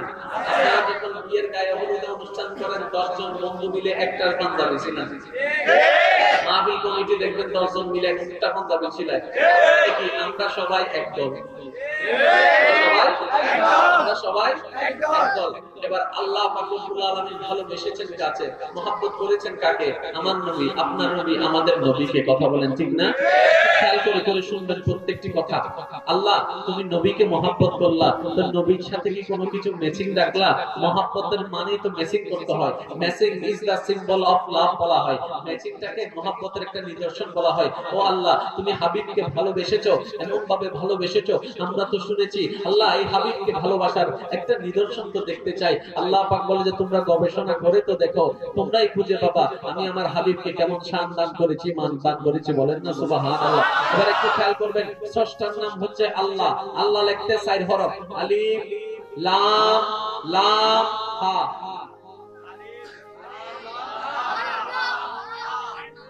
কিন্তু কক্টল মোমার্গ ফগর ব্যাংকে মারি দিন দা বাজে শুরু। আলিফ লাম লাম হা। আল্লাহ তোমার নামে 4 হরফ, নবীর নামে বলে যে দেখো না, মিম হা মিম দাল।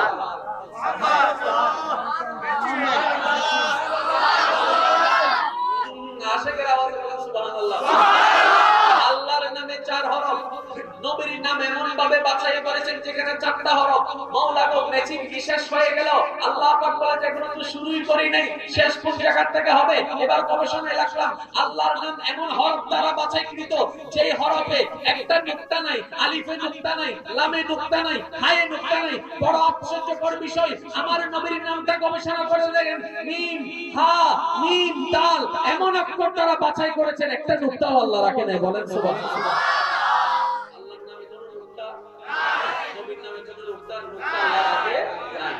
আল্লাহ ম্যাচিং শেষ হয়ে গেল, রব্বে করিম বলে যে দেখো না আমার নামে নিচে কোনো জ্যার নাই। সুবহানাল্লাহ। আমার নবীর নামটা দেখো, সে নামের নিচেও কোনো জ্যার রাখি নাই। আল্লাহ ম্যাচিং কি শেষ হয়ে গেল, রব্বে করিম বলে আরো দেখো না আমার নামের 3 নম্বর হরফের উপর বলেন না 3 নম্বর হরফের উপর তাসদীদ, আমার হাবিবের নামের 3 নম্বর হরফের উপর আমি তাসদীদ লাগাই দিলাম। আমার নাম 4 হরফ, নবীর নাম 4 হরফ। আমার নামে নুকতা নাই, নবীর নামে নুকতা রাখি নাই। আমার নামে জেদ নাই, নবীর নামে জেদ রাখি নাই।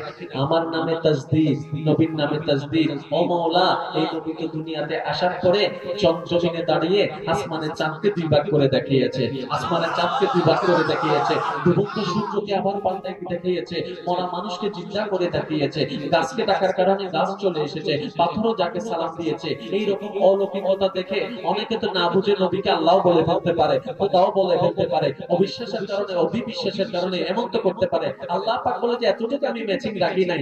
আমার নাম 4 হরফ, নবীর নাম 4 হরফ। আমি হচ্ছি আল্লাহ, উনি হচ্ছে আমার নবী। আমি হচ্ছি স্রষ্টা, উনি হচ্ছেন আমার সৃষ্টি। স্রষ্টার নাম 4 হরফ, সৃষ্টির নামে 4 হরফ। স্রষ্টার নামে নুকতা নাই, সৃষ্টির নামে নুকতা নাই। স্রষ্টার নামে জেদ নাই, সৃষ্টির নামে জেদ নাই। স্রষ্টার নামে তাসদীদ, সৃষ্টির নামে তাসদীদ। আল্লাহ শব্দ ম্যাচিং হয়ে গেল। রব্বে করিম বলে যে না না, আমার নামের তাসদীদের উপর খাড়া জবর, নবীর নামের তাসদীদের উপর শুধু জবর লাগাই দিয়েছি। বলেন সুবহানাল্লাহ। বুঝতে হবে শান, বুঝতে হবে এটা তর্কের বিষয় নয়, এটা উপলব্ধির বিষয়। আর কি বলে বলেন না রে ভাই, আমার নবী একটা হাদিস শরীফ মনে করছে বলবো? বলেন। আমার নবী একদিন সাহাবায়ে কেরামকে নিয়ে বসে আছেন, একটু মনের কান দিয়ে শুনবেন, আপনার আমার ভাগ্য যে কত ভালো। নবী রাহমাতুল লিল আলামিন একদিন সাহাবাদেরকে নিয়ে বসে আছেন, বসে বসে এমন নবী একদিন প্রশ্ন করলেন, সাহাবারা বলো তো দেখি কাদের ঈমানের কথা চিন্তা করলে বেশি তাআজ্জুব লাগে, অবাক লাগে, কাদের ঈমান আনয়নের কথা চিন্তা করলে বেশি অবাক লাগে তোমাদের কাছে? সাহাবায়ে কেরাম উত্তর দিয়েছে, ইয়া রাসূলুল্লাহ সবচেয়ে আশ্চর্যকর ঈমান আমাদের দৃষ্টিতে নবী রাসূলের ঈমান। আল্লাহ রাসূল বললেন এখানে অবাক হওয়ার কি আছে? কারণ আল্লাহ তোমাদেরকে বাছাই করে নিয়েছেন, মুমিন তো বানাই আল্লাহই নিয়েছেন। অবাক হওয়ার কিছু। এবার সাহাবায়ে কেরাম বললেন তাহলে তাহলে তাহলে নিশ্চয় ফেরেশতা। আল্লাহ রাসূল বললেন এখানে অবাক হওয়ার তো কিছু নাই, ওরা তো এমন জাতি যারা গুনাহ করে না, এখানে অবাক হওয়ার কিছু নাই। এবার সাহাবায়ে কেরাম বললেন তাহলে আমাদের মনে হয় আমাদের ঈমান সবচেয়ে অবাক হওয়া। নবী বললেন তোমাদের ঈমানের অবাক হওয়ার কি আছে? তোমরা ইসলামকে দেখে দেখে, আমাকে দেখে দেখে ইসলাম শিখতেছো, আমাকে দেখে দেখে নামাজ শিখতেছো, সবকিছু আমার থেকে পাচ্ছ, তোমাদেরটা অবাক হওয়ার কিছু। এবার সাহাবায়ে কেরাম বললেন আল্লাহু ওয়া রাসূলু আ'লামু, আল্লাহ এবং রাসূলই ভালো জানে এই প্রশ্নের উত্তর, আমাদের জানা নাই। এবার রাহমাতুল লিল আলামিন আপনার আমার নবী কি বললেন একটু মনের কানটা দিয়ে শোনার চেষ্টা করেন। এবার রাহমাতুল লিল আলামিন নবী বললেন একটা দল আসবে যেটা এখনো আসে নাই, আমার পরে আসবে, তোমাদের পরে আসবে, আমি নবীকে দেখবে না কিন্তু আমার নাম শুনে পাগল হয়ে যাবে, আমার নাম শুনে পাগল হয়ে যাবে, আমার নাম শুনে পাগল হয়ে যাবে, আমাকে দেখবে না কিন্তু আমার কথা শুনলে তারা কান্না করবে, আমাকে দেখার জন্য তারা পাগল হয়ে যাবে, এমন পর্যন্ত হবে নিজের জায়গা জমি বিক্রি করে আমার জিয়ারত করার জন্য চলে যাবে। বলেন না সুবহানাল্লাহ। সত্যি করে বলেন এরকম কিছু পাগল আছে না? আছে। একটা করে টাকা জমাচ্ছে, কখন জানি আল্লাহ থেকে রহমত আসবে, মক্কাতুল মুকাররমা তাওয়াফ করতে চলে যাবে, কখন জানি মদিনাতুল মুনাওয়ারায় চলে যাবে। সুবহানাল্লাহ। আরেকটু জোরে বলেন না সুবহানাল্লাহ। আশেক আছে না নাই? আছে। জোরে বলেন আছে না নাই? আছে। আল্লাহ রাসূল বললেন তাদের ঈমানের কথা চিন্তা করলে বড় অবাক লাগে, যারা আমাকে দেখে নাই কিন্তু ঈমানে পরিপূর্ণ থাকবে, আমার প্রেমে পাগল থাকবে। বলেন না সুবহানাল্লাহ। রহমত ওয়ালা मची है, धूम मची है, रहमत वाला आया नबी है, धूम मची है, धूम मची है। चित्कार दिए बोलें ना सुभान अल्लाह। बोले नबी हमारे কথা বলেছেন নাকি বলেন নাই? এবার শুধু আমরা আশিকটা হওয়ার বাকি আছে, আমরা আশিকটা হওয়ার বাকি আছে। যে যেখান থেকে শুনতে পাচ্ছেন শুনেন। এক পাল্লায় যদি লক্ষ বান্দাকে রাখা হয়, আরেকটা পাল্লায় যদি একজন আশিককে রাখা হয়, রব্বে কারীমের রহমতের দৃষ্টিতে ওই একটা পাল্লাই ভারী হবে, যেই একটা পাল্লায় একজন আশিক। সুবহানাল্লাহ। আরেকটু জোরে সুবহানাল্লাহ। কারণ দুনিয়ার যে সমস্ত বান্দা আছে তাদের হিসাব বড় কঠিন হবে, আশিকের জন্য হাসরের বিচার সহজ হবে। সুবহানাল্লাহ। বান্দার হিসাব আলাদা, আশিকের হিসাব আলাদা। আশিক মানে আর আগে বের কি হয়ে দিবে, দুনিয়ার বলে এরা ডাক্তার মাইলে বলতে চাই এরা ধরে গুণা না, ধরে গুণা আল্লাহ কেন অ্যারেস্ট করে গুণা না, আদালত হয়েছে গুণা না। দুনিয়ার পাগল যদি হাজার অপরাধ করে ছাড় পেয়ে যায়, একবার ভাবুন তো মওলার প্রেমের পাগলগুলা কেমন ছাড় পেয়ে যাবে। বলেন সুবহানাল্লাহ। খেয়াল করার চেষ্টা করবেন বান্দা কাকে বলে আর আশিক কাকে বলে, আমরা কোন পর্যায়ে আছি, আমাদের কি হওয়া দরকার ছিল, আমাদের জন্য কোনটা উত্তম। আপনি আমি যদি প্রশ্ন করি নামাজ কেন পড়েন, সবাই উত্তর দিবে সওয়াব পাওয়ার জন্য। নামাজ এই সওয়াব দিয়ে আপনি কি করবেন, বলে যে জান্নাতে যাওয়ার জন্য। রোজা কেন রাখেন, বলে না রাখলে গুনাহ হবে, গুনাহ না হওয়ার জন্য রোজা রাখি, তার মানে সওয়াব পাওয়ার জন্য। সওয়াবটা দিয়ে কি করবেন, বলে যে আমি রোজা, আমি জান্নাতে যাব। হজ করছেন 4 লাখ 5 লাখ টাকা খরচ করে, কেন, বলে যে গুনাহটা যেন মাফ হয়। গুনাহ মাফ হলে কি হয়, বলে যে সওয়াবটা যোগ হয়। সওয়াবটা যোগ হলে কি হবে, বলে যে আমি জান্নাতে যাব। তাহলে একটু খেয়াল করে দেখেন, জান্নাতে যাওয়ার জন্য আমরা নামাজ পড়ি, রোজা রাখি, হজ করি, যাকাত করি, দান করি, সদকা করি, এই করি সেই করি, অমুক করি তমুক করি, কি পাওয়ার জন্য, সওয়াব পাওয়ার জন্য। সওয়াবটা কিসের জন্য, জান্নাতের জন্য। তবে জান্নাতের জন্যই না নামাজ পড়লাম, মওলার জন্য কি করলাম? বলেন না, আমরা করছি কি জান্নাত পাওয়ার জন্য, আর আমাদের করা দরকার ছিল মওলাকে পাওয়ার জন্য। আমি আপনাদেরকে শর্টকাটে বললাম, আপনারা ইনশাআল্লাহ বুঝতে পারবেন। আল্লাহর যতগুলো সৃষ্টি আছে, এক নাম্বার দামি সৃষ্টির নাম কি? মানুষ। মানুষ আর একটু জোরে বলেন না। আল্লাহর এক নাম্বার দামি সৃষ্টির নাম মানুষ। যদি সে সবচেয়ে পাপী হয়, তারপরও সে, যদি ল্যাংড়া হয়, যদি কানা হয়, যদি বয়রা হয়, যেমন হোক সে শ্রেষ্ঠ, কারণ বানানোওয়ালা ওনাকে শ্রেষ্ঠ বানাই দিয়েছেন। আপনি বলেন আপনার র‍্যাঙ্কিং নাম্বার কত? জান্নাতের র‍্যাঙ্কিং নাম্বার কি আপনার আগে না পরে? জোরে বলেন না। জান্নাত কি স্রষ্টা না সৃষ্টি? সৃষ্টির মধ্যে এক নম্বর যদি আপনি হন, জান্নাত হবে। জোরে বলেন না। দামি কে, জান্নাত নাকি মানুষ? আরো জোরে বলেন। আপনি এক নম্বর হয়ে দুই নম্বর খুঁজেন কেন?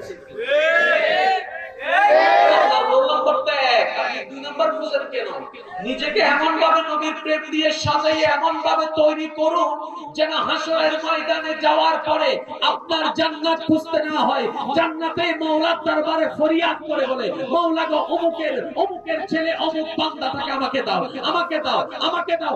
আপনার খোঁজার দরকার নাই, আপনাকে যেন জান্নাত খুঁজে সেইভাবে প্রস্তুতি নেন। বলেন না সুবহানাল্লাহ। এবার আসেন এই জিনিসটা আমি একটু ক্লিয়ার করি, না হয় অনেকে মিসকনসেপশনে থেকে যাবে। আপনি হচ্ছেন এক নাম্বার, জান্নাত হচ্ছেন দুই নাম্বার। জোরে বলেন দুই নাম্বার। এবার আমি খুঁজতেছি কাকে? জান্নাতকে। জোরে বলেন জান্নাতকে। এবার জান্নাতে আপনাকে আমাকে খুঁজে না, জান্নাত খুঁজে সিদ্দিককে। সুবহানাল্লাহ। মুহাম্মদ সুবহানাল্লাহ। জান্নাত খুঁজে সাহাবাদের, জান্নাত খুঁজে তাবি, তবে তাবি, গোস, কুতুব, ওলিদের। আমরা যে জান্নাতকে খুঁজি, জান্নাত তো আমাদেরকে খুঁজে না। জান্নাত বলে যে আমাকে চাই আমি তাকে চাই না, যে আমাকে চাই না মাওলাকে চাই, আমি তাকে চাই, আমি তাকে চাই, আমি তাকে চাই। এবার একটু খেয়াল করে দেখেন, আমাদের নামাজ সওয়াবের জন্য সওয়াবটা দিয়ে জান্নাতে যাওয়া, এটাই হচ্ছে আপনার আমার স্বপ্ন। কিন্তু মদিনার বুকে 10 জন সাহাবাকে নবী রাহমাতুল লিল আলামিন সুসংবাদ দিয়েছেন, আপনাদের সকলের জানা আছে, শুধু একটু মনে করাই দিচ্ছি আপনাদেরকে। আমার নবী বললেন, আশারায়ে মুবাশশারা, হে আবু বকর সিদ্দিক, তোমাকে আল্লাহ জান্নাত দান করেছেন, তোমাকে আল্লাহ জান্নাত দান করেছেন, তোমাকে আল্লাহ জান্নাত দান করেছেন। ও ওমর, ওসমান ও আলী, আল্লাহ তোমাদেরকে জান্নাত দান করেছেন, আল্লাহ পাক তোমাদেরকে জান্নাতি ঘোষণা করে দিয়েছেন। সুতরাং তোমাদের আর নামাজের দরকার, নামাজের দরকার, জান্নাতি হয়ে যাওয়ার পর নামাজের দরকার আছে?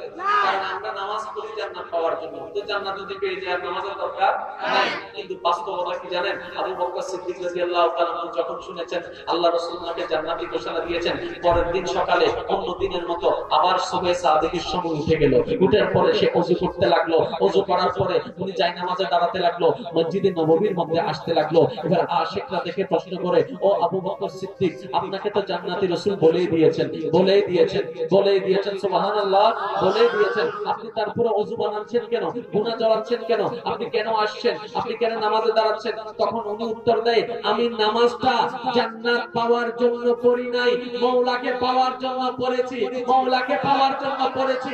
আমরা জান্নাত খুঁজি নাই, মাওলাকে খুঁজেছি। এবার সিদ্দিক আকবর বলে, যে মাওলাকে খুঁজে দেখে আল্লাহ আকবর নিজেই খুঁজে, যে মাওলার হয়ে যায় মাওলা তার হয়ে যায়, যার মাওলা হয়ে যায় দুনিয়া তাকে খুঁজতে হয় না, দুনিয়া তার কদমের মধ্যে লুটে পড়ে। বলেন না সুবহানাল্লাহ। আল্লাহ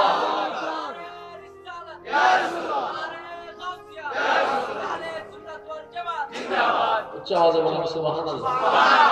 এবার আপনারা একটু কানেকশনটা কার সাথে? আল্লাহর সাথে। জোরে বলেন আল্লাহর সাথে। সবচেয়ে বড় ক্ষমতাশীল কে? আল্লাহ।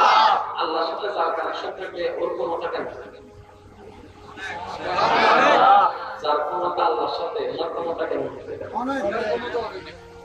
শর্টকাট করে বলুন, আর আপনারা জানেন না, বোঝানো কষ্ট হয়, আপনারা জানেন কিছু লোক খুব চালাক আছে, হাতে বেশি দিয়ে বইলে আগে যা যা ছিল না, যখন সামর্থ্য ছিল আপনারা বলতেন। উচ্চ আওয়াজে বলেন সুবহানাল্লাহ। আমরা আসলে কি জানেন, আল্লাহকে নামে চিনেছি, আল্লাহকে কখনো বোঝার চেষ্টা করিনি। আমরা একজন আরেকজনকে ভালোবাসলে আমরা তাকে আগলায় রাখতে চাই, কষ্ট যেন না পাই সেভাবে রাখতে চাই, ব্যথা যেন না পাই সেদিকে আমরা খেয়াল রাখি। নিজে না খাইলেও তারাই খাওয়াই, যেভাবে মা বাবা সন্তানদেরকে খাওয়ায়, ঠিক না? নিজে পরে নাই কাপড়, সন্তানকে চিঠি পড়াইছে। নিজের স্বপ্ন পূরণ হয় নাই, কিন্তু সন্তানের স্বপ্ন পূরণ করার সর্বোচ্চ চেষ্টা করেছে। সন্তানের দিকে তাকিয়ে নিজের জীবন উৎসর্গ করে দিয়েছে, ঠিক না? একটু খেয়াল করবেন মেহেরবানি করে। আমরা যখন কাউকে ভালোবাসি, তার ভালোটা চাই, তাকে কষ্ট না দিতে চাই, তাকে ভালো রাখতে চাই, তাকে হাসাতে চাই। কিন্তু আল্লাহ যখন কাউকে ভালোবাসে, আল্লাহ ঠিক এগুলা করে না, এটার উল্টাটা করে। কি করে? আল্লাহ যাকে ভালোবাসে তাকে কষ্টতে রাখে, আল্লাহ যাকে ভালোবাসে তাকে দুঃখের মধ্যে ফেলে, আল্লাহ যাকে ভালোবাসে তার চোখ দিয়ে অশ্রু ঝরায়, আল্লাহ যাকে ভালোবাসে তাকে কলঙ্ক স্বীকার করায়, আল্লাহ যাকে ভালোবাসে শরীরের কষ্ট বাড়ায় দেয়, আল্লাহ যাকে ভালোবাসে অপমানের গলা তার গলায় পড়ায় দেয়, আল্লাহ যাকে ভালোবাসে দুশ্মনী তার পিছনে বেড়ে যায়, আল্লাহ যাকে ভালোবাসে তার পায়ের নিচে টাকা ঘুরে, আল্লাহ যাকে ভালোবাসে এদিকে অত্যাচার ওদিকে অত্যাচার, এদিকে অত্যাচার ওদিকে অত্যাচার। অমলা, তুমি না আমাকে ভালোবাসো, তাহলে এত কষ্ট দিচ্ছ কেন? রব্বে করিম বলে, তোমাদের ভালোবাসার ধরন আর আমার ভালোবাসার ধরন এক নয়। তোমরা ভালোবাসলে আগলায় রাখো, আমি ভালোবাসলে আগুনের মধ্যে ফেলে দিই। দেখো না ইব্রাহিমকে আগুনে ফেলেছি, দেখো না ইব্রাহিমকে আগুনে ফেলেছি, দেখো না ইব্রাহিমকে আগুনে ফেলেছি। ইব্রাহিম আমাকে ভালোবেসেছে, মহব্বত করেছে, আমি ইব্রাহিমকে আগুনের কুণ্ডলিতে ফেলে দিয়েছি। ইউনুস আমার প্রেমে পাগল হয়েছে, মাছের পেটের মধ্যে তাকে ধাক্কা দিয়ে ফেলে দিয়েছি। ইউসুফ আমার প্রেমে পাগল হয়েছে, কূপের মধ্যে তাকে আমি ফেলে দিয়েছি, জেলখানার মধ্যে বন্দী করে দিয়েছি। আদম আমাকে ভালোবেসেছে, কান্নার পর কান্না করেছি। আইয়ুব আমাকে ভালোবেসেছে, তার সারা শরীরে রোগ দিয়েছি। ও মাওলা, তুমি এমন করো কেন? বলে যে আমি দুনিয়ার সাময়িক নিয়ামত দিতে চাই না, যে ভালোবাসবে তাকে আমি তাজরি মিন তাহতিহাল আনহার ওয়ালা জান্নাতের নিয়ামত দিতে চাই। বলেন সুবহানাল্লাহ। আল্লাহু আকবার।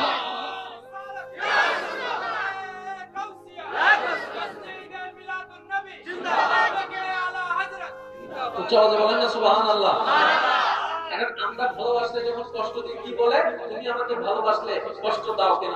এটা তো ভালোবাসা নাই। আল্লাহ পাক বলে যে কষ্টে যখন পড়বা বুঝে নিবা আমি তোমাকে ভালোবাসতে চাচ্ছি, যখন বিপদ দেখবা বুঝে নিবা আমি তোমাকে ভালোবাসতে চাচ্ছি। এবার একটু খেয়াল করেন, নবীকে ইব্রাহিম যাকে বলা হয় খলিলুল্লাহ, সুবহানাল্লাহ। আরেকটু জোরে সুবহানাল্লাহ। আমি প্রথমেই বলেছিলাম বান্দা আর আশিক বান্দা অনেক পার্থক্য।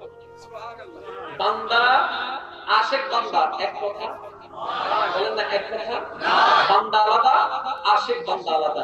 এবার নবী ইব্রাহিমকে নমরুদে আগুনের কুণ্ডলী তৈরি করে আগুন ধাউ ধাউ করে জ্বালাই দিল। ইব্রাহিম নবীকে চুলির মধ্যে বন্দী করে ফেললো। ইব্রাহিম নবী সৎ ছিল, সবাই জানে, ভালো ছিল, সবাই জানে, ওনার কোনো দোষ ছিল না, এটা সবাই জানে। বিনা অপরাধে ওনাকে আগুনের সাজার মধ্যে দেওয়া হচ্ছে, এটা সবাই জানে।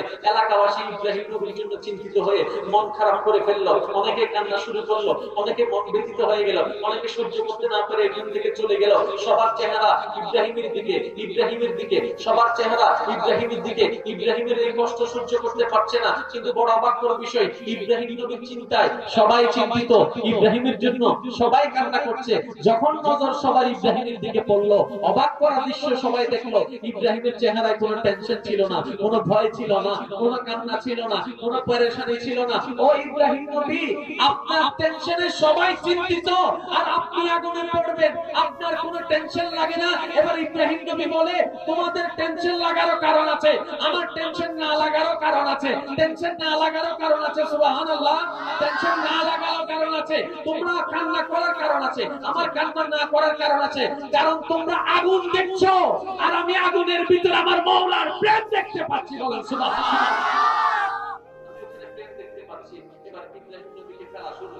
এবার আপনারা বলেন, উপর থেকে নিচে যাইতে সময় লাগে নাকি নিচে থেকে উপর আসতে সময় লাগে? উপর থেকে নিচে আসতে সময় লাগে একদম কম সময়, কিন্তু নিচে থেকে উপরে যেতে সময় লাগে। এবার ইব্রাহিম নিম্নগামী, উপর থেকে নিচে পড়ছে, আগুন দাউ দাউ করে চলছে। আশিকরা কি প্রস্তুত আছেন? সবাই আশিকরা কি শোনার জন্য প্রস্তুত আছেন? আওয়াজ দিয়ে বলতে হবে, আওয়াজ দিয়ে বলতে হবে। আল্লাহর প্রেমিকরা আওয়াজ দিয়ে বলেন, নবীর প্রেমিকরা আওয়াজ দিয়ে বলেন, প্রস্তুত আছেন তো সবাই? প্রস্তুত আছেন তো সবাই? এমন তো হতে পারে একটা ডাক যদি মাওলা কবুল করে নেয়, একটা তাসবিহ যদি কবুল করে নেয়, সারা জীবনের কবিরা সগীরা গুনাহ তো মাফ করে দিতে পারে। কথা বলেন ঠিক না বেঠিক? আল্লাহ শুধু কারণ খুঁজতে থাকে, বান্দা কিছু একটা কর, অল্প করে কর, মন থেকে কর, আমার নবীর মুহাব্বত নিয়ে একবার কর, আমাকে রাজি করার জন্য কর। তোর সামান্য করাটাকে আমি কবুল করে কিয়ামতের ময়দানে সওয়াবের পাহাড় বানিয়ে দেব। সুবহানাল্লাহ। বেশি কিছু চাই না। আল্লাহ কি চাই আমরা আসলে সেটাই বুঝতে পারি না বলে আমাদের আজকে এত অধপতন। তাই তো মুহাক্কিক আল্লাহর ওলির দরবারে যেতে হয়, সংস্পর্শে যেতে হয়। ওয়াকুনু মা'আস সাদিকিন, রব্বুল কারীম তাই কোরআনে বলেছেন যতই যা কিছু করো একজন সৎ আল্লাহর বান্দার সাথে সম্পর্ক করে নাও। বলেন না সুবহানাল্লাহ। ইব্রাহিম নবী নিম্নগামী, আগুন দাউ দাউ জ্বলছে, ইব্রাহিম বলছেন, জিবরাইল বলে আল্লাহ তোমার বন্ধুকে আগুনে ফেলছে, তুমি তাকাই রইলা?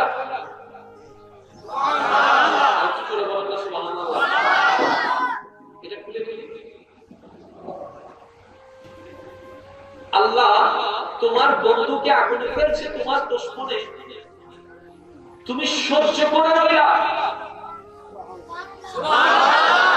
আল্লাহ তুমি কিচ্ছু করবা না?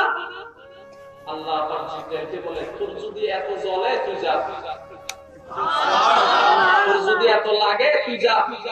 এবার জিবরাইল আসলেন, ইব্রাহিম নবী পড়তে লাগলেন, জিবরাইল চলে আসলেন। আসার পরে জিবরাইল জিজ্ঞেস করছেন, আমি কি আপনাকে সহযোগিতা করতে পারি? ইব্রাহিম নবী কি উত্তর দিয়েছিলেন? তুমি কে? এদিকে আগুন করতেছে, কিন্তু উত্তর দিলেন কি? তুমি কে? আমি আমি আমি জিবরাইল। কেন আসছো? আপনাকে সাহায্য করার জন্য। ইব্রাহিম নবী বললেন, তুমি কেন সাহায্য করবা? আমি কি তোমার প্রেমের আসামি? আমি কি তোমার প্রেমের আসামি? আমি তো তোর প্রেমের আসামি হই নাই রে। আগুনে পড়ছি তো যার প্রেমে। উনি কি দেখে না? উনি কি দেখে না? উনি কি দেখে না? রব্বুল কারীম বলে, জিবরাইল তাড়াতাড়ি চলে আয়। আমার ইব্রাহিম বান্দা নয়, এটা আশিক বান্দা। সে চাই না অন্য কেউ করুক, সে চাই আমি করি, সে চাই আমি করি, সে চাই আমি করি। জিবরাইল চলে আসলো। এবার রব্বুল কারীম লামখান থেকে ডাক দেয় আগুনকে, কুল না ইয়া নারু কুনি বারদাও ওয়া সালামান আলা ইব্রাহিম, আলা ইব্রাহিম, আলা ইব্রাহিম। ও আগুন করে বানিয়েছি আমি জ্বালাই ফেলার জন্য, কিন্তু আজকে তুই জ্বালাতে পারবি না, কারণ আজকে তোর ভিতর আমার বান্দা যাচ্ছে না, আমার আশিক যাচ্ছে। সুবহানাল্লাহ, আল্লাহু আকবার, ইয়া রাসূলুল্লাহ।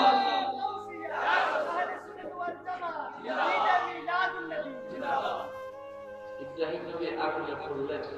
এবার আগুন, উনি আগুনের ভিতরে, একটা হচ্ছে আগুনের পাশে দাঁড়ালো কিন্তু তাপ লাগে, ঠিক না? এবার উনি আগুনের ভিতরে গিয়ে হয়তো বলছেন আগুনকে, 10 ছয় আশেকের কথা বলেন, একটু আশেকের আওয়াজ। তুই তো সবারে জ্বালাই ফেলাস, এটা তো তোর ভয় দেখাস, তুই সবারে দাও দাও করে জ্বলাস, কোন এক জায়গায় লাগলে 10 ঘর উড়ে ফেলছে। 10 ছয় আগুনে বলাই সরি সুপ্রিম কোর্টের নিষেধ।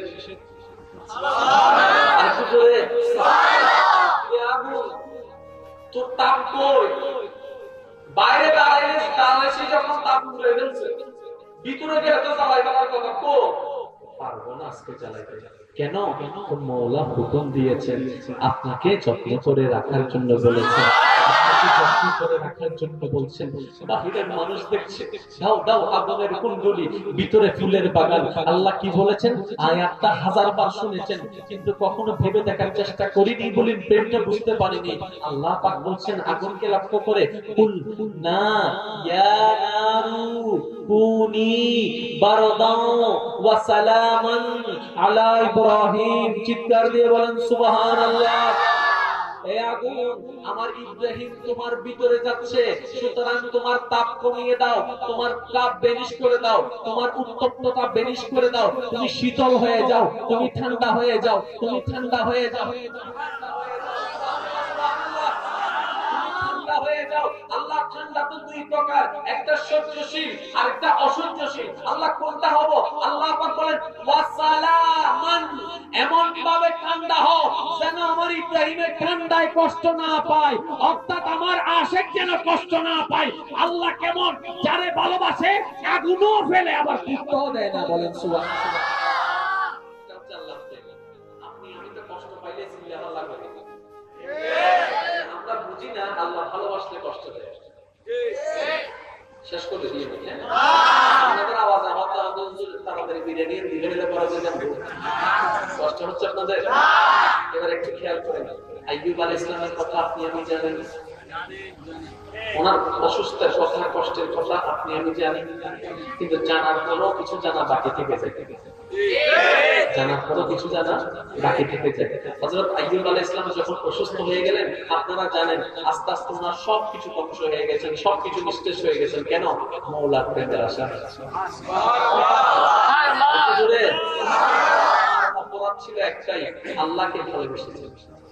আল্লাহ পাক বলেন যে আমার ভালোবাসবে, এগুলো তার কাছে থাকতে পারবে না। সব লোক ছাগলের পাল নিয়ে নিয়েছে, দুব্বার পাল নিয়ে নিয়েছে, সন্তান নিয়ে নিয়েছে, নাতি পুত্রী নিয়ে নিয়েছে, পরিবার নিয়ে নিয়েছে, ঘর জ্বালাই দিয়েছে, দোকানপাট সব শেষ করে দিয়েছে। শুধু বউটা ছিল, বউটা ওনাকে ছেড়ে একদিন ওনার স্ত্রী আইয়ুব নবীকে বললেন, আপনি তো আল্লাহর নবী। বলে যে হ্যাঁ, তোমার কি কোনো সন্দেহ আছে? বলে যে না হুজুর, আমার কোনো সন্দেহ নেই। তা আমি শুনেছি নবীরা নাকি দোয়া করলে দোয়া কবুল হয়ে যায়।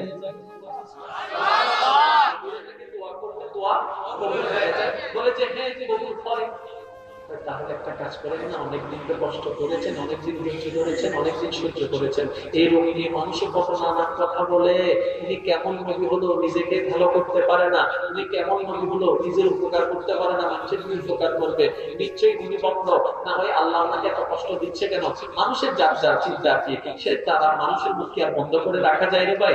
কখনো সম্ভবপর নয়। এবার ওনার স্ত্রী বললেন বাহির থেকে কথা শুনে, ও আইয়ুব নবী, আপনি তো আল্লাহর নবী, একবার আল্লাহ বলেন না আল্লাহ যেন আপনাকে সুস্থ করে দেয়, আল্লাহ যেন আপনাকে ভালো করে দেয়। এবার আইয়ুব নবী উত্তরে কি বলেছেন জানেন? যাকে দোয়া করার অনুমতি দেওয়া হয়েছে, এত সুযোগ থাকার পর উনি কি বলছেন দেখেন, ও আমার স্ত্রী, তোমার জন্য কিছু লাগলে বলো, আমি তোমার পক্ষ হয়ে আল্লাহর কাছে দোয়া করব। আরেকটু আওয়াজে, তোমার যদি কিছু লাগে বলো, আমি তোমার পক্ষ হয়ে আমার মাওলার কাছে ফরিয়াদ করব। আমার দুশমনের যদি কিছু লাগে বলো, আমি তাদের পক্ষ হয়ে মাওলার দরবারে ফরিয়াদ করব।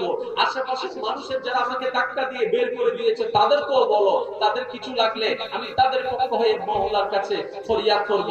কিন্তু আমার জন্য আমি একটা ফরিয়াদও করব না, আমার জন্য আমি একটা ফরিয়াদও করব না। ও আইয়ুব নবী, আপনি কেন করছেন না? তখন আইয়ুব নবী বলে, আমার মাওলা যদি আমাকে কষ্ট দিয়ে খুশি হয়, আমি কষ্ট পেতে খুশি হয়ে যাব। উনি কষ্ট দিলে আমি কষ্টতে রাজি। উনি যদি কষ্ট দিয়ে রাজি হয়, আমি কষ্টতে থাকতে রাজি হই। সেজন্য এক আশিক বলে, ও মাওলা, তুমি যদি খুশি হয়ে আমাকে জাহান্নামে দাও, আমি জাহান্নামে যাইতে রাজি আছি। বলেন সুবহানাল্লাহ। পাগলরা, দুনিয়ার পাগলরা খুঁজে জান্নাত, আর মাওলার পাগলরা খুঁজে মাওলার রহমত। সত্যি করে বলেন, এতদিন আমরা কি খুঁজেছি? মাওলাকে খুঁজেছি না জান্নাত খুঁজেছি? এটা সত্যি, সেটা বলেন। আমরা দান সদকা করলেও সওয়াবের আশায় করছি, যাতে জান্নাত পাই। যদি মাওলাকে পেয়ে যেতাম, সুবহানাল্লাহ, যদি আল্লাহকে একবার পেয়ে যেতাম, জান্নাতে আপনাকে খুঁজে রাখতাম, জান্নাত আপনার পিছে পিছে পিছে পিছে পিছে পিছে পিছে পিছে খোঁজা দরকার। মাওলাকে খুঁজলাম আমরা দুনিয়াকে, যাই তো যাই। এবার আসুন, আইয়ুব নবীকে যখন আমার স্ত্রী বললেন, উনি কি বললেন? আমার মাওলা যদি আমাকে কষ্ট দিয়ে খুশি হয়, আমি কষ্টতে থেকে খুশি। এবার আইয়ুব নবী আল্লাহ পছন্দের না অপছন্দের? বলে বলেন না। ওনাকে কি করলেন? অসুখের কষ্ট দিলেন। ইব্রাহিম নবীকে আগুনের কষ্ট দিলেন, ইউনুস নবীকে মাছের পেটের কষ্ট দিলেন, ইউসুফ নবীকে কূপের মধ্যে ফেলে দিলেন, জেলখানায় বন্দী করে দিলেন, আদম নবীকে কান্নার কষ্ট দিলেন। বাহ্যিক ভাবে যেগুলোতে আমার আপনার চোখে কান্না মনে হয়, কষ্ট মনে হয়, দুঃখ মনে হয়, আশিকদের জন্য এটা কখনো দুঃখ হয় না, এটা আশিকদের জন্য নিয়ামত হয়ে যায়, আশিকদের জন্য নিয়ামত হয়ে যায়। এবার শুধু আপনাদেরকে একটু শর্টকাট বলি, যার কষ্ট যত বেশি, যার দুঃখ যত বেশি, সে যদি সেই দুঃখ কষ্টের উপর ধৈর্যটা ধরতে পারে প্রেমের সাথে, শুকরিয়ার সাথে, তার নিয়ামত হবে তত বেশি। এই জিনিসটা একটু বোঝার চেষ্টা করবেন। যার জীবনে যত দুঃখ বেশি, কষ্ট বেশি, সে যদি সেই কষ্টের উপর আল্লাহর উপর সন্তুষ্টি চিত্তে ধৈর্য ধারণ করতে পারে, সময় মোতাবেক তার কাছে যে নিয়ামত আসবে সেটা ওই দুঃখ কষ্ট চাইতে আরো বেশি হয়ে যাবে। সুবহানাল্লাহ। এখন একটু খেয়াল করবেন, আল্লাহর একজন নবী ছিলেন যিনি কথা বলতে জড়তা হতো। নাম কি? মাশাআল্লাহ মাশাআল্লাহ বলেন বলেন সবাই মিলে বলেন আওয়াজ এখনো হয় না হযরত মুসা আলাইহিস সালাম উনি এমন একজন নবী ছিলেন যার কথা বলতে একটু অস্পষ্ট হতো ওই যে ছোটবেলায় জিহ্বা পুড়ে গিয়েছিল যার কারণে আওয়াজটা স্পষ্ট হতো আল্লাহ একবার যদি বলতেন আল্লাহ আমার জবান ঠিক করে দাও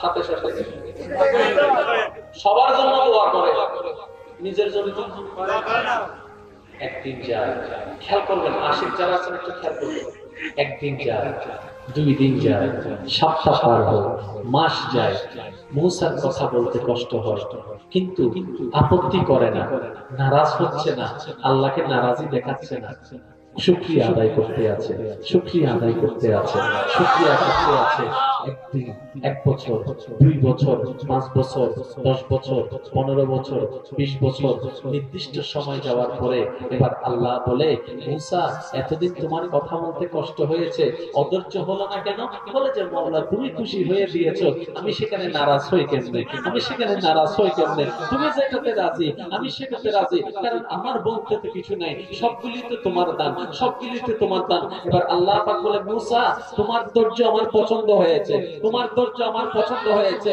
আর আমি ওয়াদা করেছি ইন্নাল্লাহা মা'আস সাবিরিন আমি তো ওয়াদা করেছি ধৈর্য ধারণকারীর সাথে আমি আছি আর আমি আল্লাহ ওয়াদা করেছি ফাইন্না মা'আল উসরি ইউসরান আমি নিয়ামতকে ডবল করে দিই কষ্টের পরে যদি ধৈর্য ধারণ করতে পারে আল্লাহ তো তুমি কি দিবা আল্লাহ পাক বলে এতদিন যে তুমি কথা বলে শান্তি পাও নাই ধৈর্য ধারণ করেছো আমি খুশি হয়েছি মুসা তোমার জন্য একটা নিয়ামত রেখেছি একটা উপহার রেখেছি একটা গিফট রেখেছি ও মাওলা কি বলে যে আসো দূর পাহাড়ে আমি আল্লাহ সরাসরি তোমাকে কথা বলার সুযোগ দান করব সুবহানাল্লাহ শুধু জবানের জড়তা ধৈর্য ধরেছে সুবহানাল্লাহ আপনি বলেন না আল্লাহ জবানের জড়তা দিয়েছেন উনি আপনি না জানেন ধৈর্য ধরেছেন আলহামদুলিল্লাহ আলহামদুলিল্লাহ আলহামদুলিল্লাহ কাশমান বল আলহামদুলিল্লাহ বন্দাই করলে বল আলহামদুলিল্লাহ ব্যঙ্গ করলে বল আলহামদুলিল্লাহ আল্লাহ পাক ওনার ধৈর্য যখন দেখলেন বলে যে ঠিক আছে আসো আসো তোমার সব দুঃখ ভুলাই দিব আমার সাথে কথা বলার সুযোগ দিলাম মুসা হয়ে গেল মুসা কালিমুল্লাহ এবার আসেন ঈসা নবীর আম্মা সব একজন নারী সুবহানাল্লাহ যার জীবনে কোনো কলঙ্ক নাই মোহাম্মদ করছে কারে আল্লাহকে আমি বোমারি দিয়ে বলতে আওয়াজ হয়েছে আল্লাহ পাক বলে আমরা মোহাম্মদ করব শান্তিতে থাকবা দুনিয়াতে এটা তো বলতে এমন ব্যবস্থা করলেন জগৎ ওনাকে কলঙ্ক দিয়েছে সুবহানাল্লাহ বাদশারা সম্মান আসলো কেমনে নিশ্চয়ই কোনো খারাপ কাজ করেছে যার যা ইচ্ছা তা বলে আল্লাহ পাক বলে মরিয়ম তুমি আমারে ভালোবাসার কথা বলতে পারবে না আপনারা জানেন যে সেটাই বলছি শুধু একটু গভীর যাওয়ার চেষ্টা করছি যদি আমরা মহব্বত করো তুমি শব্দ করতে পারবে না যদি আমরা মহব্বত করো চোখের পানি ফেলাইতে পারবে না কলঙ্ক সহ্য করতে হবে কারণ মওলার পেলে প্রেমের কলঙ্কটা একদিন অলংকার হয়ে যায় অলংকার হয়ে যায় অলংকার হয়ে যায় এবার ঈসা নবী যখন দুনিয়াতে চলে আসলেন বদনাম আরো বেড়ে গেল দুর্নাম আরো বেড়ে গেল ঈসা নবীর আম্মাকে যা মন চায় তা বলছে বাপ নিয়ে কথা বলছে নানা নিয়ে কথা বলছে বংশ নিয়ে কথা বলছে সততা নিয়ে কথা বলছে চরিত্র নিয়ে কথা বলছে শোনার পর শোনা সহ্য করতে আছে ধৈর্য ধরতে আছে শুনতে আছে ধৈর্য ধরতে আছে শুনতে আছে ধৈর্য ধরতে আছে আল্লাহ পাকের যেই দিন ওনার ধৈর্য ধরাটা পছন্দ হয়ে গেল এবার আল্লাহ পাক বলে মরিয়ম আজকের দিনে কেউ প্রশ্ন করলে খবরদার তুমি উত্তর দিও না তুমি উত্তর দিও না তুমি উত্তর দিও না আজকে যা করার আমি করব আজকে যা করার আমি করব ও আল্লাহ আমি কি করব বলে যে তোমাকে যখনই তোমার চরিত্র নিয়ে প্রশ্ন করবে তুমি আঙ্গুলটা ওই ছোট বাচ্চা ঈসার দিকে করে দাও ঈসার দিকে করে দাও ঈসার দিকে করে দাও এবার যখন তারা প্রশ্ন করতে আসলো ওনারা বলে যে আমার সাথে কথা বলো না এই বাচ্চার সাথে কথা বলো তারা সেই দিন বলেছিল বাচ্চাকে কি প্রশ্ন করব তারা তো জানে না বাচ্চা সব বাচ্চা বাচ্চা হয় না সব বাচ্চা বাচ্চা হয় না কিছু বাচ্চা দাদাদের চাইতে বড় হয়ে যায় তারা তো সেটা বুঝতে পারে নাই যখন আঙ্গুলটা ঈসা নবীর দিকে করলো এবার ঈসা নবী বলে খবরদার আমার আম্মাকে কেউ অপবাদ দিও না আনা আব্দুল্লাহ আমি আল্লাহর বান্দা এসেছি তোমাদের জন্য রাসূল হয়েছি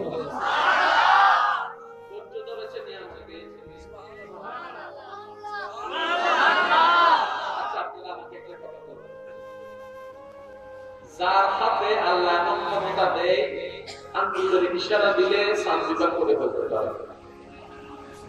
ওনার মাইর খাওয়া লাগে না, জোরে বলো না। ওনার বাপের খুঁজ আছে ওনাকে মারা না, কিন্তু নবী রাহমাতুল্লিল আলামিন তায়েফের ময়দানে আঘাতের শিকার হয়েছে।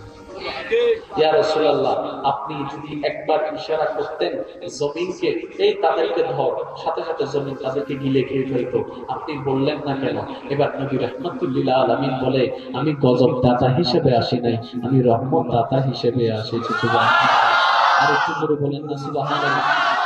আপনারা শুনলে কিছুদিন আগে আমি কিতাব পড়তে পড়তে হঠাৎ একটা ওয়াকিয়া আমার নজরে এসেছে। এই নজরে আসার পর আমি নিজে স্তব্ধ হয়ে গেলাম, যেগুলো কখনো আমার পড়াও হয় নাই, শোনাও হয় নাই। আমিরে হামজা নবীর চাচা, এটা আপনারা সবাই জানেন। নবীকে অধিক বেশি মহব্বত করতেন। উনি গেলেন শিকারে। উনি গেলেন কোথায়? শিকারে।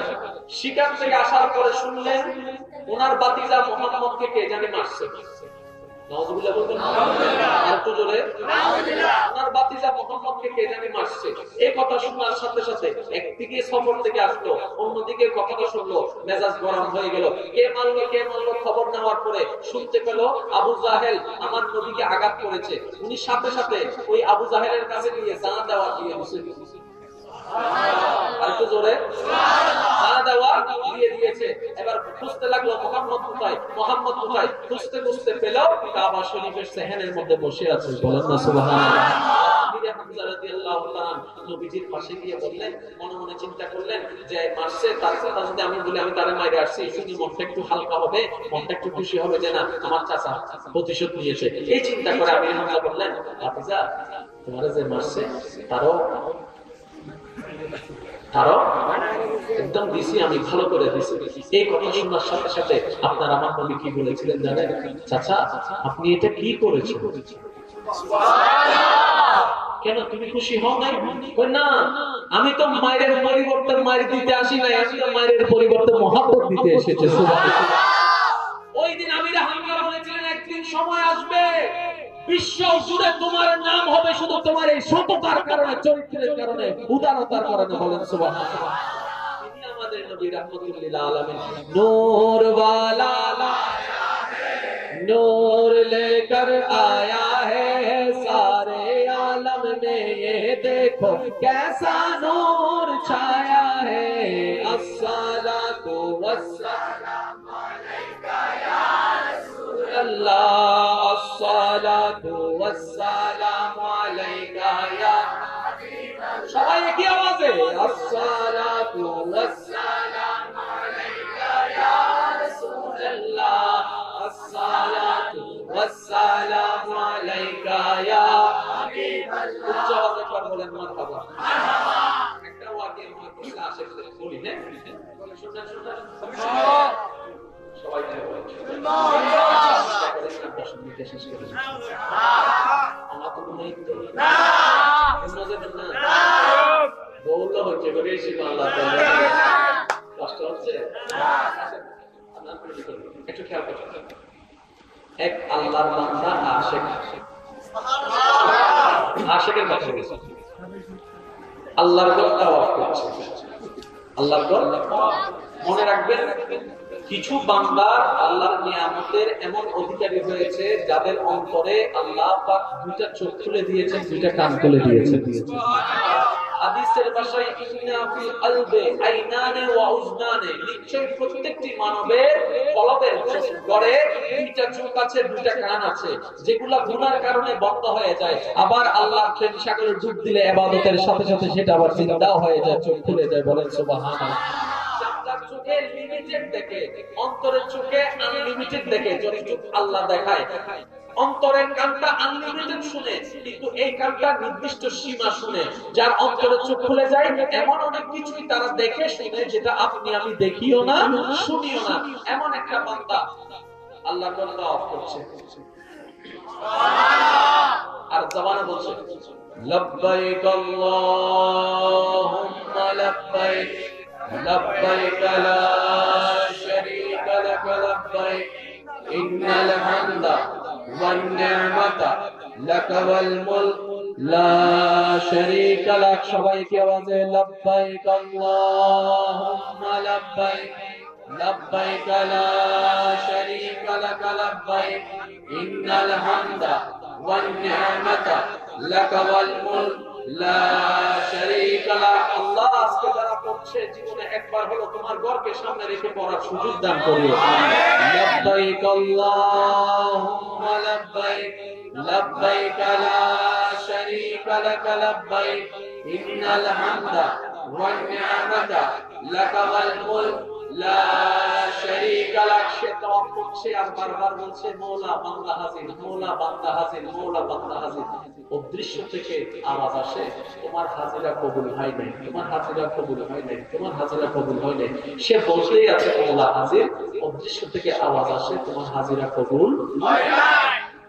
অনেকের কাছে এটা অদ্ভুত লাগতে পারে, আমরা সেই জগতের না, আমাদের কাছে অদ্ভুত লাগবে। আমরা যদি মওলার প্রেম জগতে গিয়ে চোখ খুলে ফেলতাম এটা আমাদের কাছে অদ্ভুত লাগতো না, কারণ একটা অ্যাটাচমেন্ট এর বিষয় আছে। সে বলতে আছে মওলা আমি হাজির, ওখান থেকে অদৃশ্য থেকে আওয়াজ আসে তোমার হাজিরা কবুল করা হয় না। ওই তাওয়াফকারীর ভিতরে একজন আল্লাহর প্রিয় বান্দা ছিল যে আল্লাহর রহমতের খুব কাছে, তিনি সেই আওয়াজটা শুনছিলেন। শোনার পরে তাওয়াফ শেষ করার পরে ওনাকে ডাকলেন, বলে যে ভাই আপনি বারবার বলছেন লাব্বাইক, অদৃশ্য থেকে আমি আওয়াজ কেন জানি শুনছিলাম লা লাব্বাইক। আপনি বলছেন আমি হাজির, গায়েব থেকে উত্তর আসে আপনার হাজিরা কবুল করা হয় না। তখন সে তাওয়াফকারী ব্যক্তি বলছেন ভাই এই কথা কি শুধু আজকে আপনি শুনলেন? আমি তো বছরের পর বছর একই কথা শুনে আসতেছি, বছরের পর বছর হয়ে যাচ্ছে আমি একই কথা শুনে আসতেছি, তো তারপর আপনি তাওয়াফ করা বন্ধ করেন নাই? এবার সে আশিক উত্তর দেয় আমি তো ওনার বান্দা, উনি আমার খালিক, ওনাকে ছাড়া আমি কোথায় যাব?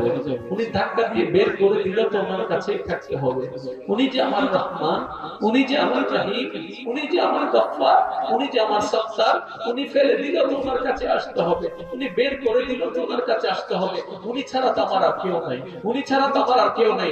ওনার এই প্রেমের কথাগুলো শুনে, ইশকের কথা শুনে ওই আল্লাহর বলে দুই হাত তুলে দিলেন, তার পক্ষ হয়ে ফরিয়াদ করলেন মওলা গো ওনার তাওয়াফ কবুল করো, ওনার ইবাদত কবুল করো, ওনার দোয়া কবুল করো, ওনার জিকির কবুল করো। এবার গায়েব থেকে আওয়াজ আসে ওনার পক্ষ হয়ে তুমি দোয়া করিও না, এটা আশিক মাশউকের ব্যাপার, আশিক মাশউকের ব্যাপার, আশিক মাশউকের ব্যাপার, আমি তারটা কবুল করব না। মওলা কেন করবে না? বলে যে তার বলাটাই আমার পছন্দ, তার ডাকটাই আমার পছন্দ, তার গুড়াটাই আমার পছন্দ, যদি কবুল করেনি সে আর আসবে না, তার আশাটাই আমার পছন্দ হচ্ছে। বলেন না সুবহানাল্লাহ।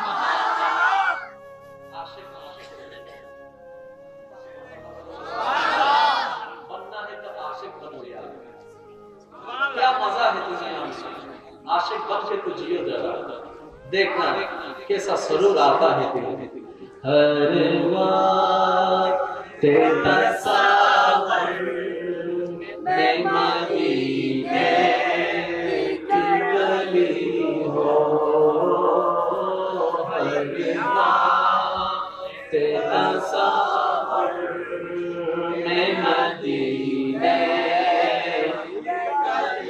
हर वक्त तस्वर में मदीने की गली हो, हर वक्त तस्वर में मदीने की गली हो, और याद मोहम्मद की मेरे दिल में बसी हो, हर वक्त तस्वर में मदीने की गली हो, ऐ काश मदीने में मुझे मौत यूं आए, काश मदीने में मुझे मौत यूं आए, कदमों में तेरे सर रूह चली हो हर बात तसावुर में मदीने की गली। जरा सुनना आशिक का बोल कैसा होता है। आहा, आशिक কেমন করে বলে, आका का दामों ए जहन्नम तू भी सुन ले, आका का दामों ए जहन्नम तू भी सुन ले, वो कैसे जले जो के गुलामे मदनी हो, वो कैसे जले जो के गुलामे मदनी हो हर बार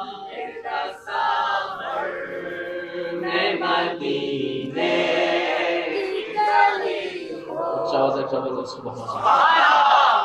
आशिक যারা হয় তারা জান্নাতের গৌরব করে না, জাহান্নামকে ভয় পায় না। তারা জাহান্নামের চাইতে বেশি ভয় পায় আল্লাহর নারাজিকে, নবীর নারাজিকে। তারা জান্নাতের লোভ করে না, তারা চায় একবার যদি মওলার দিদার পায়। একবার যদি আপনারা সূরা ইয়াসিন একটু যদি মনোযোগ দিয়ে পড়েন, ওখানে একটা আয়াতের অংশ বিশেষ আছে, সালামুন কাওলুম মির রাব্বির রহিম। ও মওলা, এটা তুমি কি বললা? বলে যে জান্নাতীরা যখন জান্নাতে যাবে, জান্নাতের সৌন্দর্য তারা যখন উপভোগ করবে, হুর গিলমা যখন তারা পাবে, সারা শহর যখন তারা দেখবে, ফল ফলাদি যখন তারা খাবে, জান্নাতের সৌন্দর্য অসীম সৌন্দর্য। এই সৌন্দর্যের ভিতরে আমার জান্নাতি যারা আছে তাদের জন্য এই নিয়ামত শেষ নয়, এর চেয়ে একটা বড় নিয়ামত আছে, এর চেয়ে একটা বড় নিয়ামত আছে, এর চেয়ে একটা বড় উপহার আছে। আল্লাহ সেটা কি? সালামুন কাওলুম মির রাব্বির রহিম। সেই দিন জান্নাতীদেরকে আমি আল্লাহর পক্ষ থেকে সালাম দেওয়া হবে। সুবহানাল্লাহ। আল্লাহ আপনাদেরকে সালাম দিবে যখন জান্নাতে যাবেন। সুবহানাল্লাহ। আরেকটু জোরে বলেন না, সুবহানাল্লাহ। জান্নাতে যাবে কারা? যারা নবীর প্রেম দিয়ে জীবন সাজাবে, আল্লাহর ভয়ে জীবন সাজাবে, আল্লাহর ওলিদের পথাঙ্ক অনুসরণ করবে, সাহাবা আহলে বাইতকে মহব্বত করবে। বলেন না সুবহানাল্লাহ। চট্টগ্রামের চিশতিয়া খানদানের আজিম শান অন্যতম একটি দরবার হচ্ছে দক্ষিণ সুকসুরি চিশতিয়া আলিয়া দরবার শরীফ। বলেন না সুবহানাল্লাহ। আর একটু জোরে বলেন সুবহানাল্লাহ। আমার নসিব ভালো যে আমার নসবী বংশ সে দরবারের ছায়া পেয়েছে। এই দরবারের যিনি আল্লাহর ওলি, অন্যতম একজন উজ্জ্বল নক্ষত্র ওলি জগতের হযরত আব্দুল খালেক শাহ রাহমাতুল্লাহ আলাইহি, এর ছায়ায় যিনি ছায়াযিত হয়েছেন, যার দর্শনে দর্শন শিখেছেন, যার আলোয় আলোকিত হয়ে নিজে আলোকিত হয়ে হাজার হাজার হাজার পথহারা মানুষকে যিনি মওলার প্রেমের রাস্তা দেখিয়েছেন, উনি হচ্ছেন হযরত ইনায়াতুল্লাহ সুফি রাহমাতুল্লাহ। সুবহানাল্লাহ। ওনার জীবনে আমাদের দেখার সৌভাগ্য হয়নি, যারা দেখেছেন ওনাদের থেকে শুনেছি আল্লাহর ওলিদের চরিত্র কেমন হয়। শুধু একটুখানি বলতে চাই, যে জবান আল্লাহ দিয়েছেন কথা বলার জন্য, এই জবান দিয়ে কাউকে কষ্ট দেওয়া তো দূরের কথা, বড় করে কখনো একটা ডাক পর্যন্ত দেয়। সুবহানাল্লাহ। আর একটু জোরে বলেন না, বড় করে একটা ডাক পর্যন্ত দেয়নি, কষ্ট দেওয়া তো দূরের কথা, কঠিন কথা বলা তো দূরের কথা। আর ওনার চেহারাকে আল্লাহ তাকে এত সুন্দর করে সাজিয়েছেন, 10 বছর পর্যন্ত ওনার চেহারার দিকে দেখলে মন গলে প্রেমে পড়ে যেতে। বলেন না সুবহানাল্লাহ। কখন আসে? যখন বান্দা মওলার প্রেমের দিকে চলে যায়, যখন বান্দা বলে যে মওলা তুমি ছাড়া কিছু চাই না, আমার কোনো স্বপ্ন নাই, আমার কোনো চাওয়া নাই, আমার কোনো পাওয়া নাই, আমার কোনো ইচ্ছা নাই, মওলা তোমাকে চাই, মওলা তোমাকে চাই, মওলা তোমাকে চাই।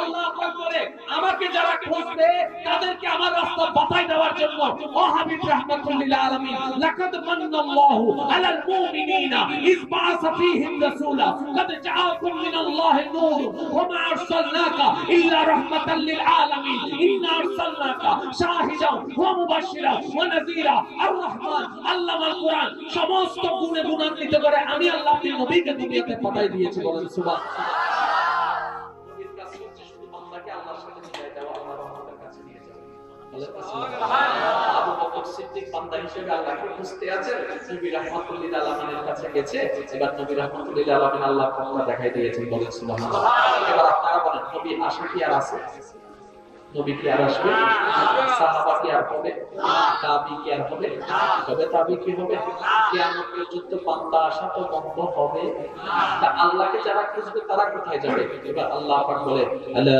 ইন্না আউলিয়া আল্লাহি লা খাউফুন আলাইহিম ওয়া লা হুম ইয়াহজানুন বান্দাদের ভিতরে একটা গ্রেট বান্দা আছে যাদের কোনো ভয় নাই যাদের কোনো চিন্তা নাই ওয়া কুনু মা'আস সাদিকিন তোমরা তাদের সাথে সঙ্গী হয়ে যাও নামাজ রোজা ঠিক রাখো মা বাবার খেদমত ঠিক রাখো স্ত্রী পুত্র স্বামীর হক ঠিক রাখো সমস্ত হক ঠিক রাখার পরে ওনাদের সাথে শান্তি হয়ে ওনাদের থেকে শিখে নাও কেমনে বলবা কেমনে চলবা কেমনে উঠবা কেমনে বসবা কেমনে শুবা কেমনে মিশবা কেমনে ব্যবসা করবা কেমনে চাকরি করবা তাদের থেকে শিখে শিখে নবীর সুন্নাত মোতাবেক অনুসরণ করো কবর তোমার জন্য জান্নাতের বাগান হয়ে যাবে বলেন সুবহানাল্লাহ সবাইকে কবুল করুক আমিন।